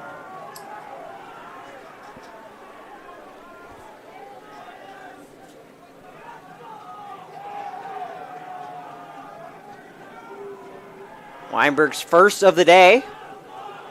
But like I was saying, plus 11. The narrowest margin that these teams have played to. The Titans sit at 4. And they're able to at least mend the wound that has been caused by Dubuque to open the third quarter of play. Yeah, if Dubuque got another one, it would have been a little more scarier for the Titans and would definitely have to change their game plan. But the thing that the Spartans have shown is that at least on those couple of sequences that they are able to score at will. Yeah, definitely a good sight to see from them if they can score whenever they want to score. But still, trying to get by this Titan defense is still hard. See some additional pressure from Illinois Wesleyan. Tyler Crawford keeping Hefner outside, and as a result, Turvo has no problem with that shot. As Nordley weaves his way over the restraining line. Flag flies away from the play. This one will be on Dubuque.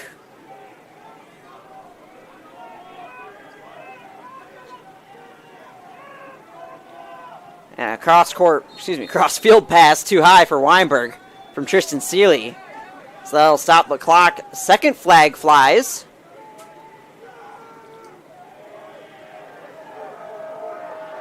So now we wait to see and sort this out. Titans bench certainly excited by the call. And let's get the official word.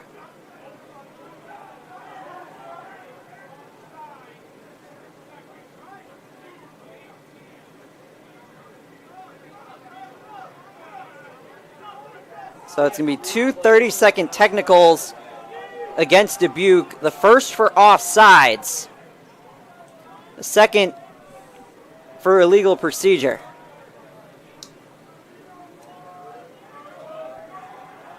This is going to be a real test for Dubuque. See how they play against this right now.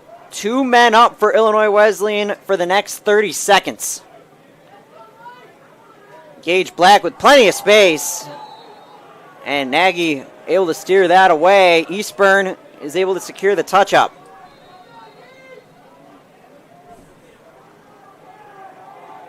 Seeley up top, misses wide, but Eastburn's there. And Peter, when you have 2 men on the advantage, you're going to try and get off as many shots as possible. Yeah, I think Dubuque playing it smart here, though, letting them have the far shots instead of the close shots, so kind of working to their advantage right now. Gage Black off the chest of Nagy. 4 seconds on this man advantage. As time expires, and Dretzka misses high. So Illinois Wesleyan unable to take advantage of a couple of costly penalties for Dubuque at the moment, but their netminder standing tall, 10 saves on the day for Nagy. Yeah, that was a great play by the whole Dubuque defense right there, holding Titan offense just to not even coming close to a goal right there. And I like the point you made. They forced him to fire from afar. They did not allow anything within 10 yards of the crease. Yeah, they must. I mean, would you not feel more comfortable, especially with the Titans, how they attack, letting them shoot from way outside? Certainly something that also plays to the favor of your defense, because the Titans can score from wherever on the field. Yeah.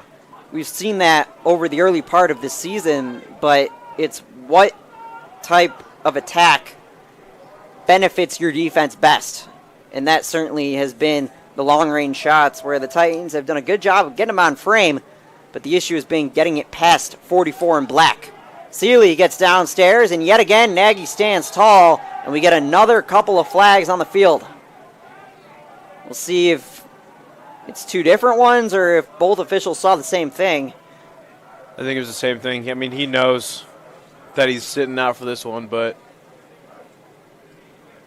Brendan Yamanka, the 5'10 junior out of Centennial, Colorado, sprinting straight to the penalty area. And just like that, the Titans are on the man up once again. He knew as soon as the whistle flew that it was on him. He was already there before they even called it. A minute for slashing.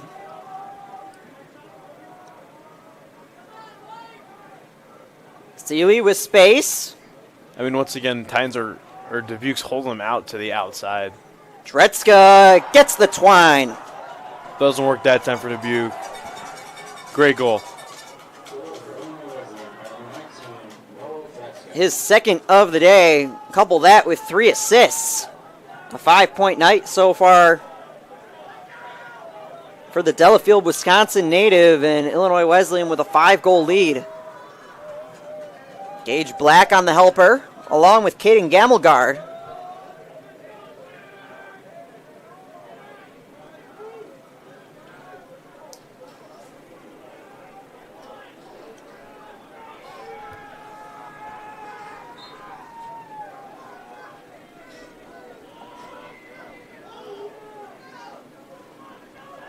So the Titans up 11-6. And they try to continue their attack. Jake Giese. Crossfield, nothing but space, but Nagy stopping it yet again. But the Titans maintain possession.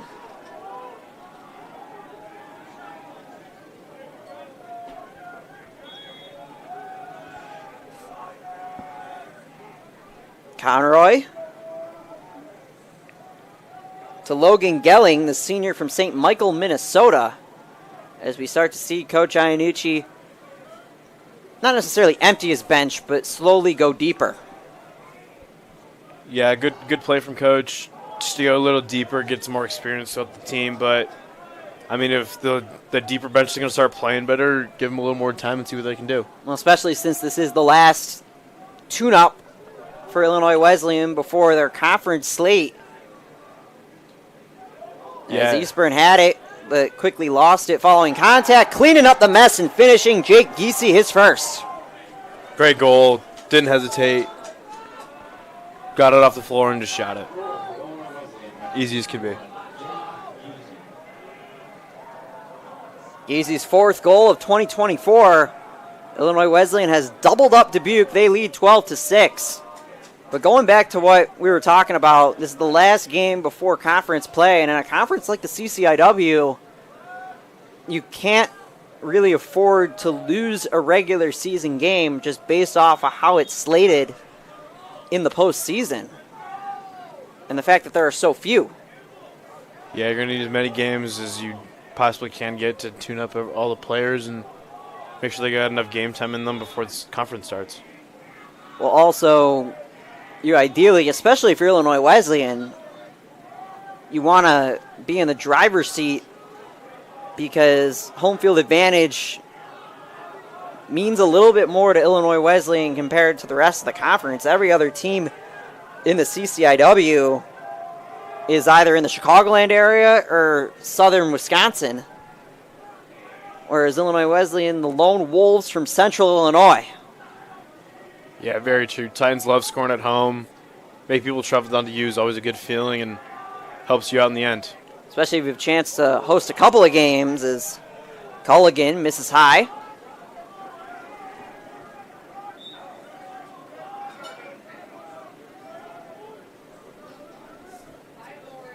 Two minutes and 25 seconds to play in the third quarter.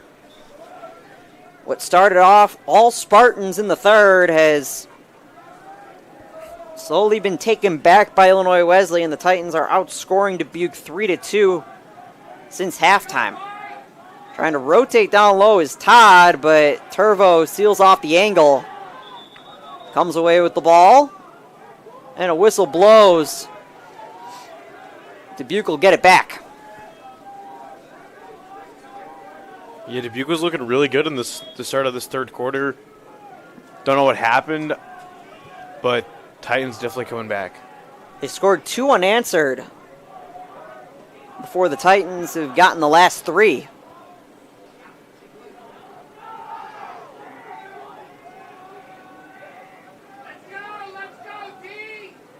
Johnson loses space. And a misfired pass intended for Johnson. Then scoop between the legs. From Culligan back to Johnson.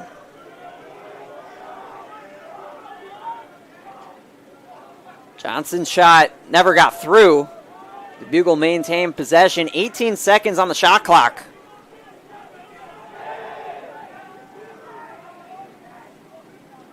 Silva, Johnson tried a spinner.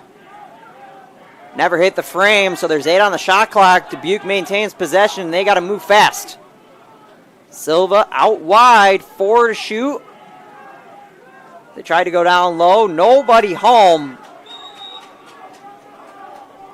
Titans going to move quick here. They definitely want to get one more. 1 minute on the game clock as Muhammad Hussein Totten enters the game. Cross field to Sam Weinberg.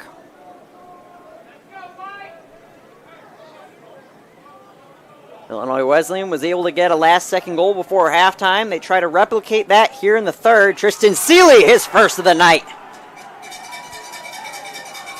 He wanted that goal. He came in with intention to score that goal. The reigning CCIW Offensive Player of the Week. Able to stave off a defender and then snipe upper 90. And Peter, that's a player that keeps chipping away at the glass, and once the glass shatters, it could be big trouble for the opposition. Yeah, he definitely took that hit, did not even feel it, and then just let one go and a goal, and now he really has the floodgates open, and wouldn't be surprised if we saw a couple more from him tonight. 39 seconds left in the third quarter. Illinois Wesleyan with a 13-6 lead, and Zolombardo wins the faceoff. His pass way too high for Turvo. A turnover, so Dubuque will get it in the attacking zone with 28.3 seconds on the clock. Yeah, he knows that was a bad pass. As he was coming out the field, he was a little mad at himself, but can't get stuck on those. Those have a rest of the game's not going to be good. So a chance for Dubuque to close out the third with a goal to get that Seeley tally back. Kagan Hall with 7 seconds and missing wide is Culligan. The Spartans haven't been the sharpest in quick time situations, but finishing with the buzzer beater is Sam Todd. Yeah, that was a great goal. That's huge going into the end of the third quarter. Got to be some confidence going into the fourth. And Dubuque, like I've said, who struggled when forced to move fast, they're able to get that Seeley goal back. So at the end of 3, Illinois Wesleyan with a 13-7 lead, quarter number 4, as the Titans aim for their 10th straight over the Spartans when we come back on IWUsports.com. Berg drives one in the air to center field. This is down for a base hit. The Titans are going to win the ball game. Ethan Berg walks it off, and the Titans storm all the way back with 9 runs in their last 2 innings. They win it tonight, 13-12.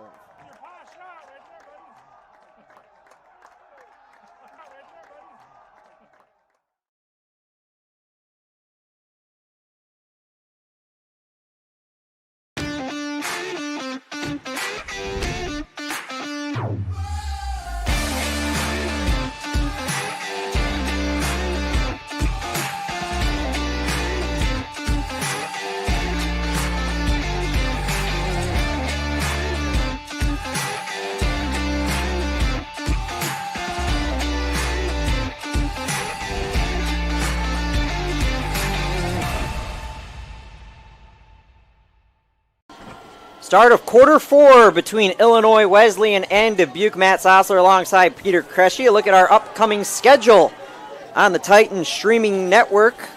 Got us tonight, and then on Friday, Michael Evenhouse and Tommy Gilbert will have the call. Baseball taking on Elmhurst. And then Saturday, if you're in the area, come out to campus. A lot of sports going on. If you can't make it out to Bloomington, join us here on the Titan Streaming Network. We got softball, a tournament taking place just beyond Tucci Stadium, so we'll be able to, I got my binoculars, we'll be able to see what's going on over at Inspiration Field, and then Titan Men's Lax opening CCIW play against Augustana, and then more softball on Sunday. So a loaded spring schedule here on the campus of Illinois Wesleyan University. Yeah, spring sports are here, and it's going to be a fun weekend. I know soccer's got their alumni game too, so we're going to have a couple alumni on campus, so it's going to be a good weekend. Campagna almost went coast to coast, but Nagy with the save. Matt Sossler alongside Peter Kreshe. It's always nice, especially if you get nice weather, which is supposed to happen this weekend by Bloomington standards. Not necessarily 31 in snow, but in the 50s and some sun. It's always nice. You get everybody, especially with the fields close together. You get some double spectators, and it's always a great atmosphere. No, it should be really good. I know from up here we could definitely watch some softball and then maybe catch a little glimpse of that alumni soccer game going on a nice field over there. But, I mean, it should be a good weekend. I'll be calling softball on Sunday too, so it should be really fun. You and Luke Kocher will be on the call for that Sunday tournament. Inspiration Field actually hosts nationals in a few years' time, so an excellent facility, great facilities all around Illinois Wesleyan. Also got to shout out the Tucci Stadium press box. Even though we have a window open to give you all at home a clear view, the heat is doing its job tonight. I feel that more than other nights. Yeah, definitely. A couple other nights has been a little colder, and I've been a little suspect of this heater up here. But, I mean, tonight's been working great and hasn't been that bad.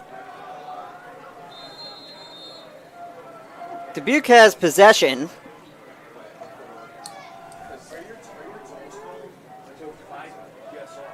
An extra man opportunity called on Tyler Crawford, just 30 seconds in length. As a team on the extra man, Dubuque is 0 of 4. And they'll continue to be 0 for as Tristan Seeley is approaching the opposing restraining line.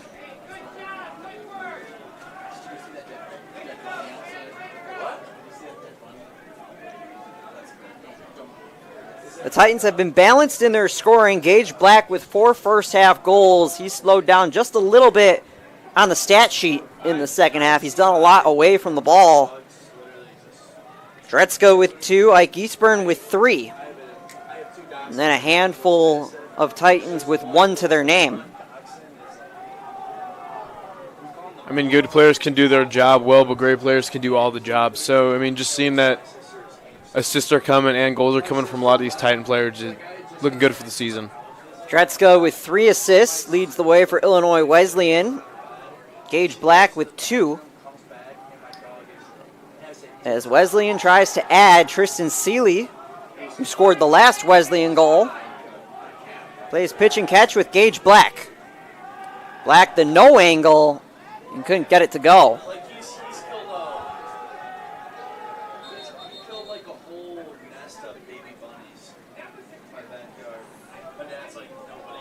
They'll call Titan ball as Kiddo was in the area. 7 seconds to shoot. Kiddo loses his stick and the ball. No flags on the field, so Dubuque will get possession. Trailing by 6. Need about 1 goal every 2 minutes to try and tie this Titan team. A tough task, but a task that can certainly be done, but Titans defense is just holding it down right now. Something that they did to open the second half. But they quickly gave those goals back to Illinois Wesleyan. Kiddo, a twine tickler. I mean, 1, 2, 3 shot. That's how the Titans play. They ran down and they did as quickly as possible. His 9th of the season. He's had a point in all but 1 game this season. And the hill gets a little bit steeper for Dubuque. Yeah, it's going to be tougher to come back now, but still can be done with the way the Dubuque was playing in that third quarter and towards the end of that second quarter. But they got to get going now, or It's now or never for them. Dubuque's going to have to go the distance in this one. Something that their campus is familiar with. More on that in a moment. Is Todd with a quick answer. I mean, that's what you needed. They needed to do that a couple more times, but that's what you needed. 6 seconds separating the two goals. So they cancel out, back to a 6-goal gap.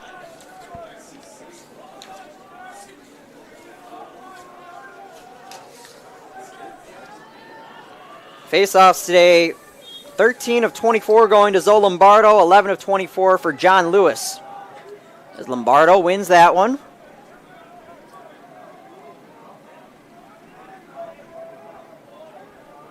And I don't know if the cameras picked it up, but after that goal from Todd, he was definitely hyped. He was in the Titans' faces, and I think he's ready to play and keep going. And he has the right to do that.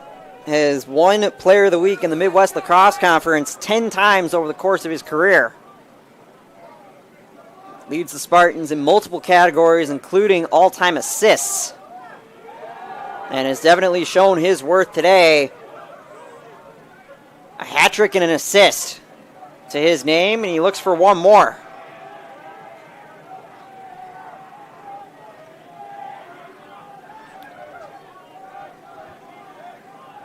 Safe to say that this Dubuque offense has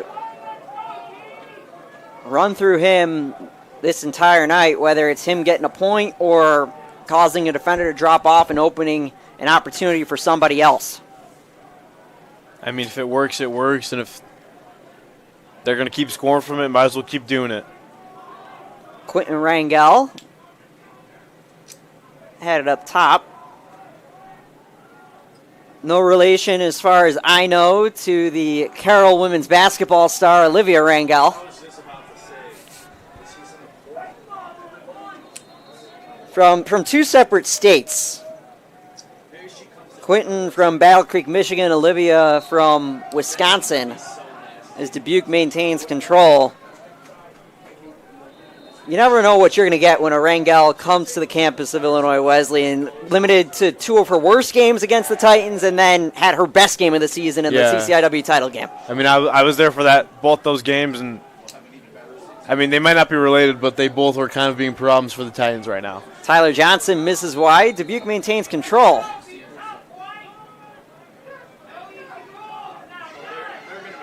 Johnson, saved by Turbo. Great save.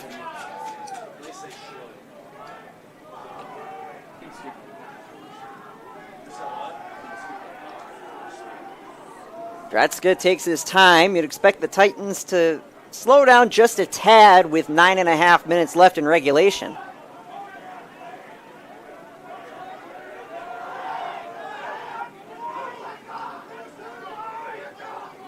Kiddo to Dretzka, down low to Eastburn, who slams it home. I mean, how many times have we seen that play?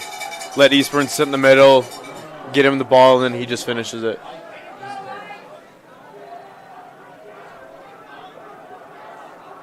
Fourth goal on the day, the first of the second half for Ike. And you see that right there, Peter. There's not much you can do. Yeah, I mean, he's just a presence. You can't be double team him, triple team him. He just can't be stopped. Especially when he gets it within 5 yards of the cage.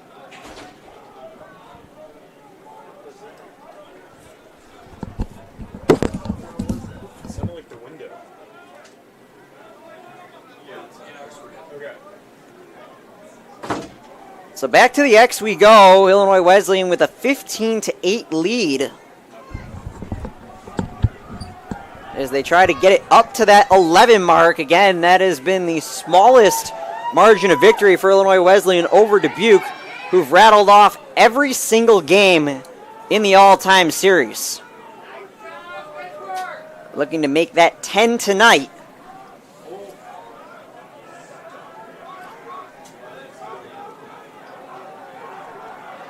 Turned over by Weinberg. Pass intended for Kiddo.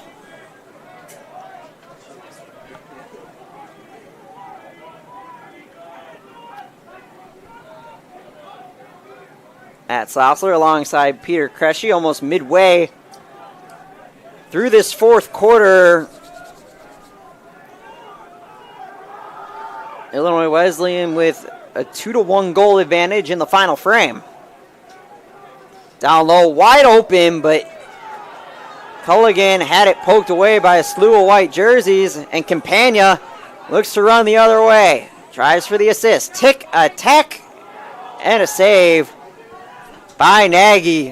A 3-on-1 opportunity for the Titans, but Eastburn unable to finish. A rare time that he's unable to convert there. Very rare time. It looked like the last goal he just scored. One thing I got to say, Michael Campagna, he's got the speed and truly is the igniter for this Titan offense, whether it's a caused turnover in the defensive end or if he's running coast to coast trying to generate it himself. I mean, we've seen him do that run 4 or 5 times this game alone, and he's gotten 1 goal off of it, so. Entering today, he has 21 caused turnovers. I mean, that's an impressive stat. You add on another one.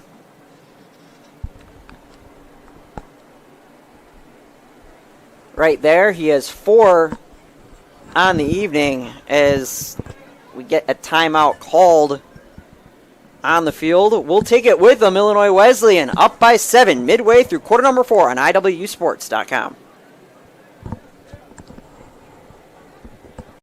OSF Healthcare Cardiovascular Institute has been named one of the top hospital systems in the country for heart care.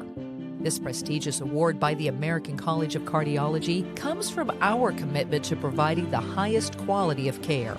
From general cardiology to complex surgeries and the latest technology. Nationally recognized heart care right here.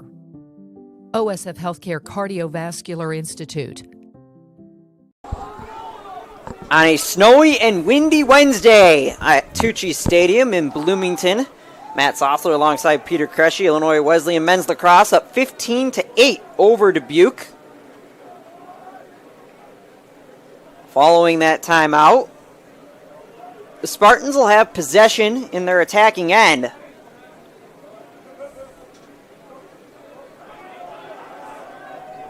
And Peter, every time that Dubuque has slowly crawled back, the Titans have taken the momentum into their hands by scoring almost instantly. Yeah, they kind of don't let anyone breathe that they play. They might score, but as soon as they score, Titans just take the game right back and don't allow any time for momentum to build. The Titans try to go wire to wire. Dubuque has gotten within 1, but that's been the closest they've gotten. Titans try to extend their lead. It's Horrocks with space, a shot and a goal. Coast to coast for Horrocks. I mean, again, he just went coast to coast and then put it in. That's something you can't teach and something you can't really stop.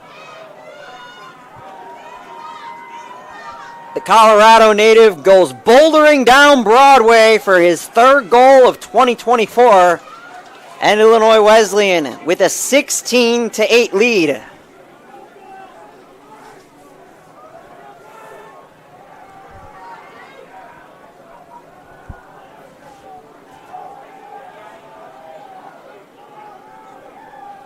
You talk about Campagna and what he's able to do in the transition game. It's this entire Titan backline and what they're able to do in the transition. Yeah, it's like they're all itching just to go forward down there. They don't let anyone breathe, and they just go. Gamelgard to Hussein Totten. Veers to the outside.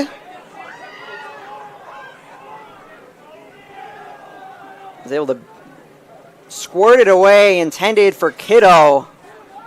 Turns it over, but Dubuque doesn't quite have the numbers, so Silva will have to put it to rest for the moment.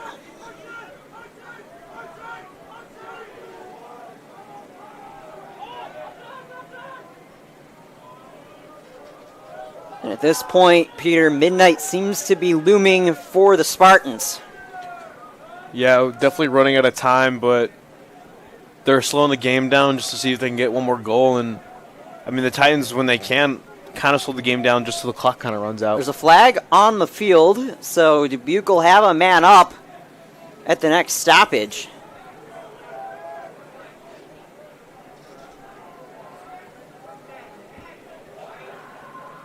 Todd, up top, a shot saved by Turvo. Another flag flies after the shot.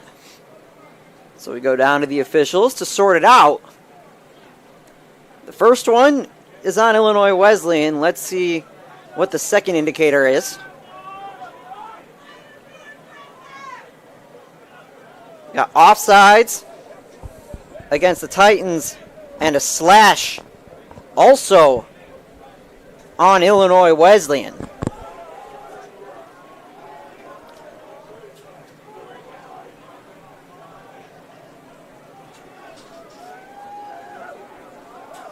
So an opportunity for the Spartans, even though it may be too little too late, but a chance to try and wrestle just a little bit of this momentum back into their hands.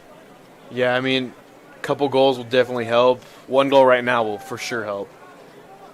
Penalty called on Horrocks for the slash. Timeout on the field. We'll take it with them. 5:44 to play. Titans up by 8. Man up opportunity for the Spartans when we come back on IWSports.com.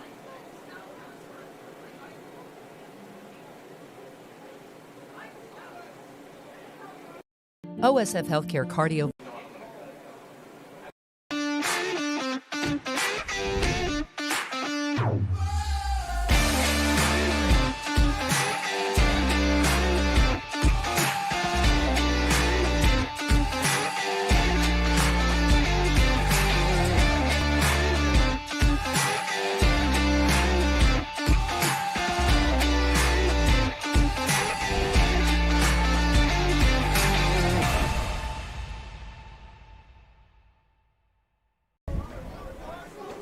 (16 to 8). Illinois Wesleyan with the lead over Dubuque. Matt Sosser alongside Peter Kresge. A man-up opportunity for the Spartans following Nick Horrocks picking up a pair of infractions. Got called for offside at the start of the possession and then got called for a slash on the shot.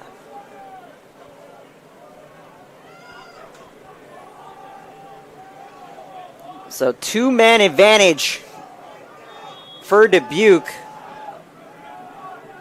as they try to get a little bit of momentum on their side, even if it isn't good enough to get them a win today, to get some positive vibes heading into their next contest.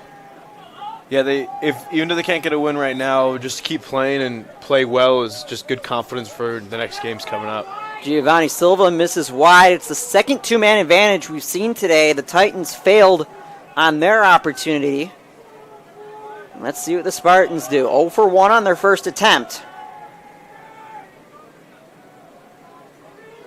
Working around the horn. And a shot and a goal. Just as the first penalty expired, it's Culligan. I mean, a great goal. That was great play by them, passing it around and then finishing it. Culligan's fourth tonight. So Dubuque's not going home just yet.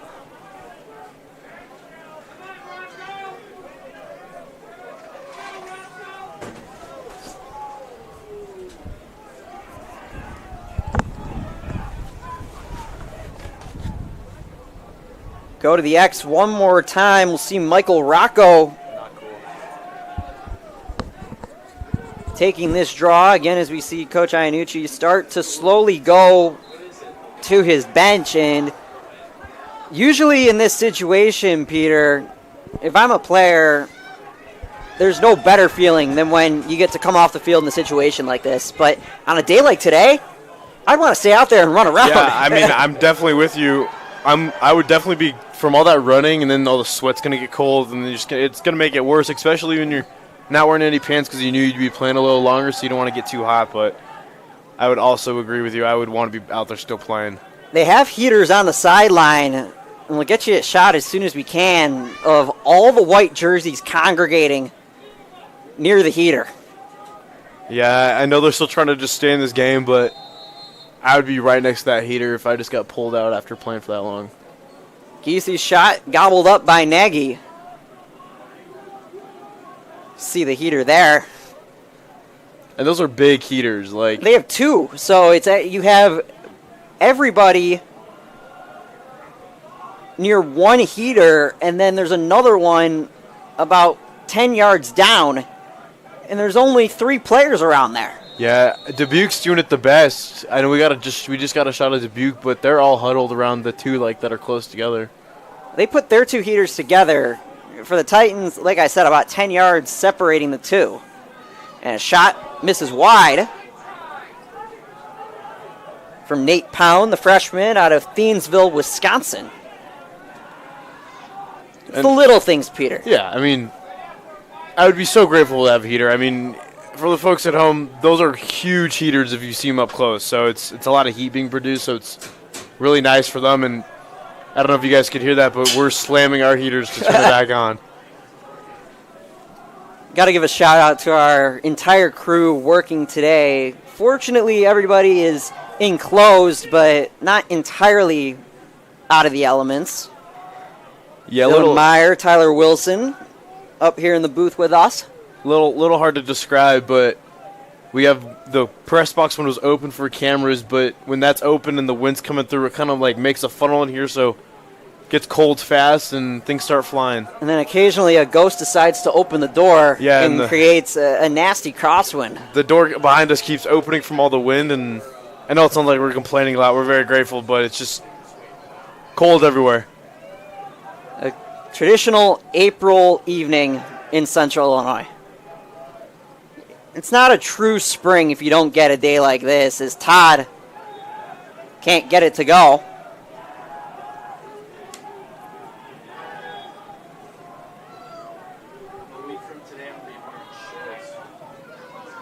Second opportunity, the bouncer gets past Turvo. Razaband is second of the day. I mean, yeah, this is great to see. Dubuque still fighting back. They care about the score, but they're still fighting to stay alive.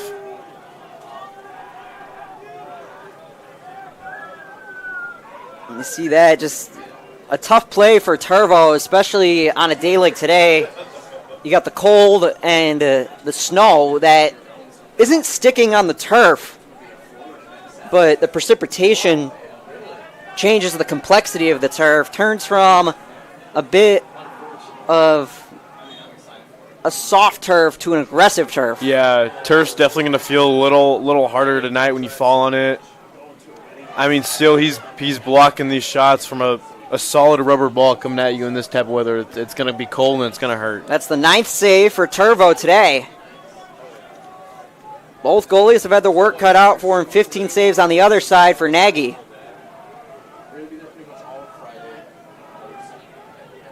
But the bright side for these guys is better weather ahead as of now. Yeah. Looking forward, it's going to be really nice this weekend, so hopefully it stays that way.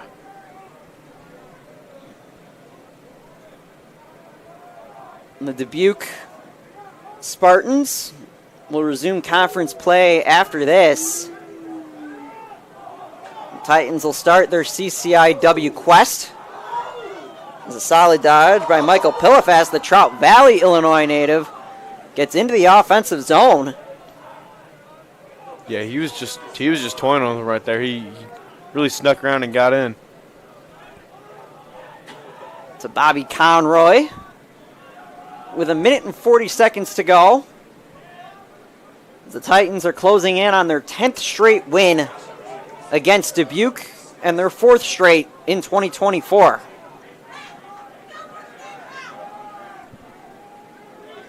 And I mentioned earlier that Dubuque, in order to make what would have been a miraculous comeback, they have to go the distance. And I'm not just talking about the distance on the lacrosse field. Dubuque is right near Dyersville, Iowa. And they actually filmed a couple of scenes of Field of Dreams on the campus of Dubuque University.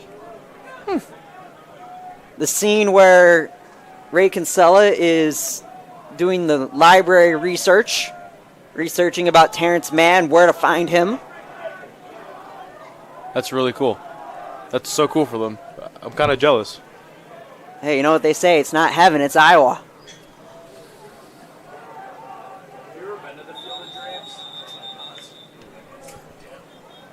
We get contact down low.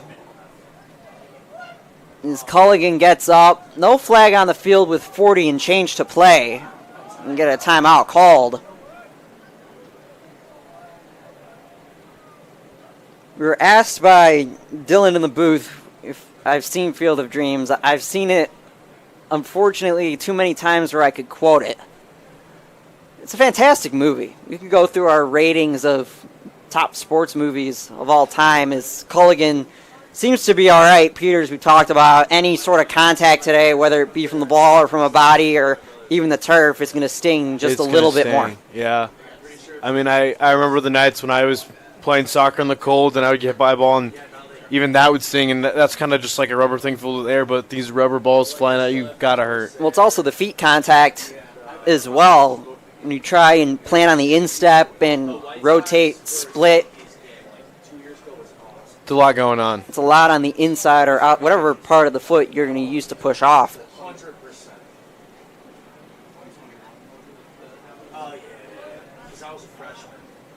40.9 seconds to play as the Titans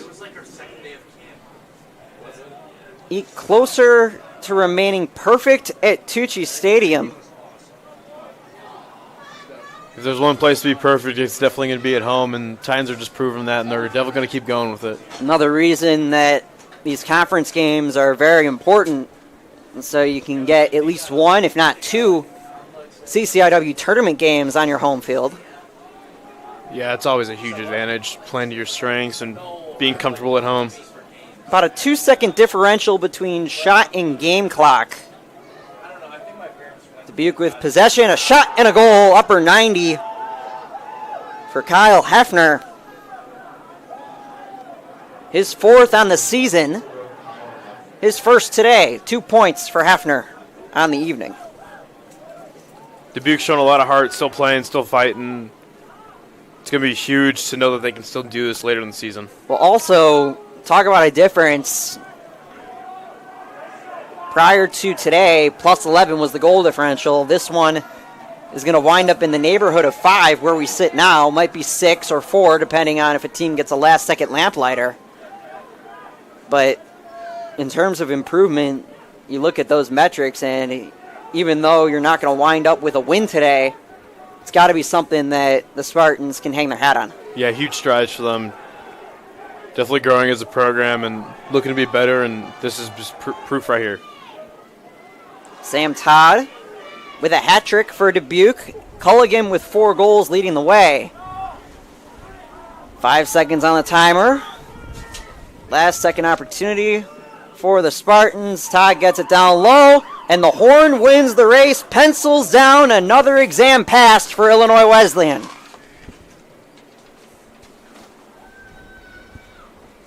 (16-11) our final. The Titans get their 10th straight win over the Spartans, their 4th straight in 2024, and they remain perfect at Tucci Stadium. I mean, just like we said, if you're going to stay perfect, you might as well do it at home, and if they keep playing like they do, they're going to go far. Gage Black with 4 goals, tied with Ike Eastburn for Illinois Wesleyan, leading the way. Todd with 3, Culligan with 4 for the Dubuque Spartans. Leading in points for Illinois Wesleyan, Eastburn with 5, Dretzka with 2 goals and 3 assists, but Gage Black, the All-American, 4 goals, 2 assists, 6 points, 10 shots on goal. A very efficient night for the All-American. Yeah, he's just showing how good he is, and going to be more games like this definitely for him throughout the season. The Titans, as they shake hands, look ahead to Saturday. They open CCIW play against Augustana. Their quest for yet another CCIW championship will start here at Tucci. And with that, that'll wrap up our coverage from Bloomington. Our thanks to Dylan Meyer, Tyler Wilson, our entire crew on a frigid Wednesday evening at Tucci Stadium. We'll talk to you Saturday afternoon, a 1 o'clock start between the Titans and the Vikings on IWUsports.com.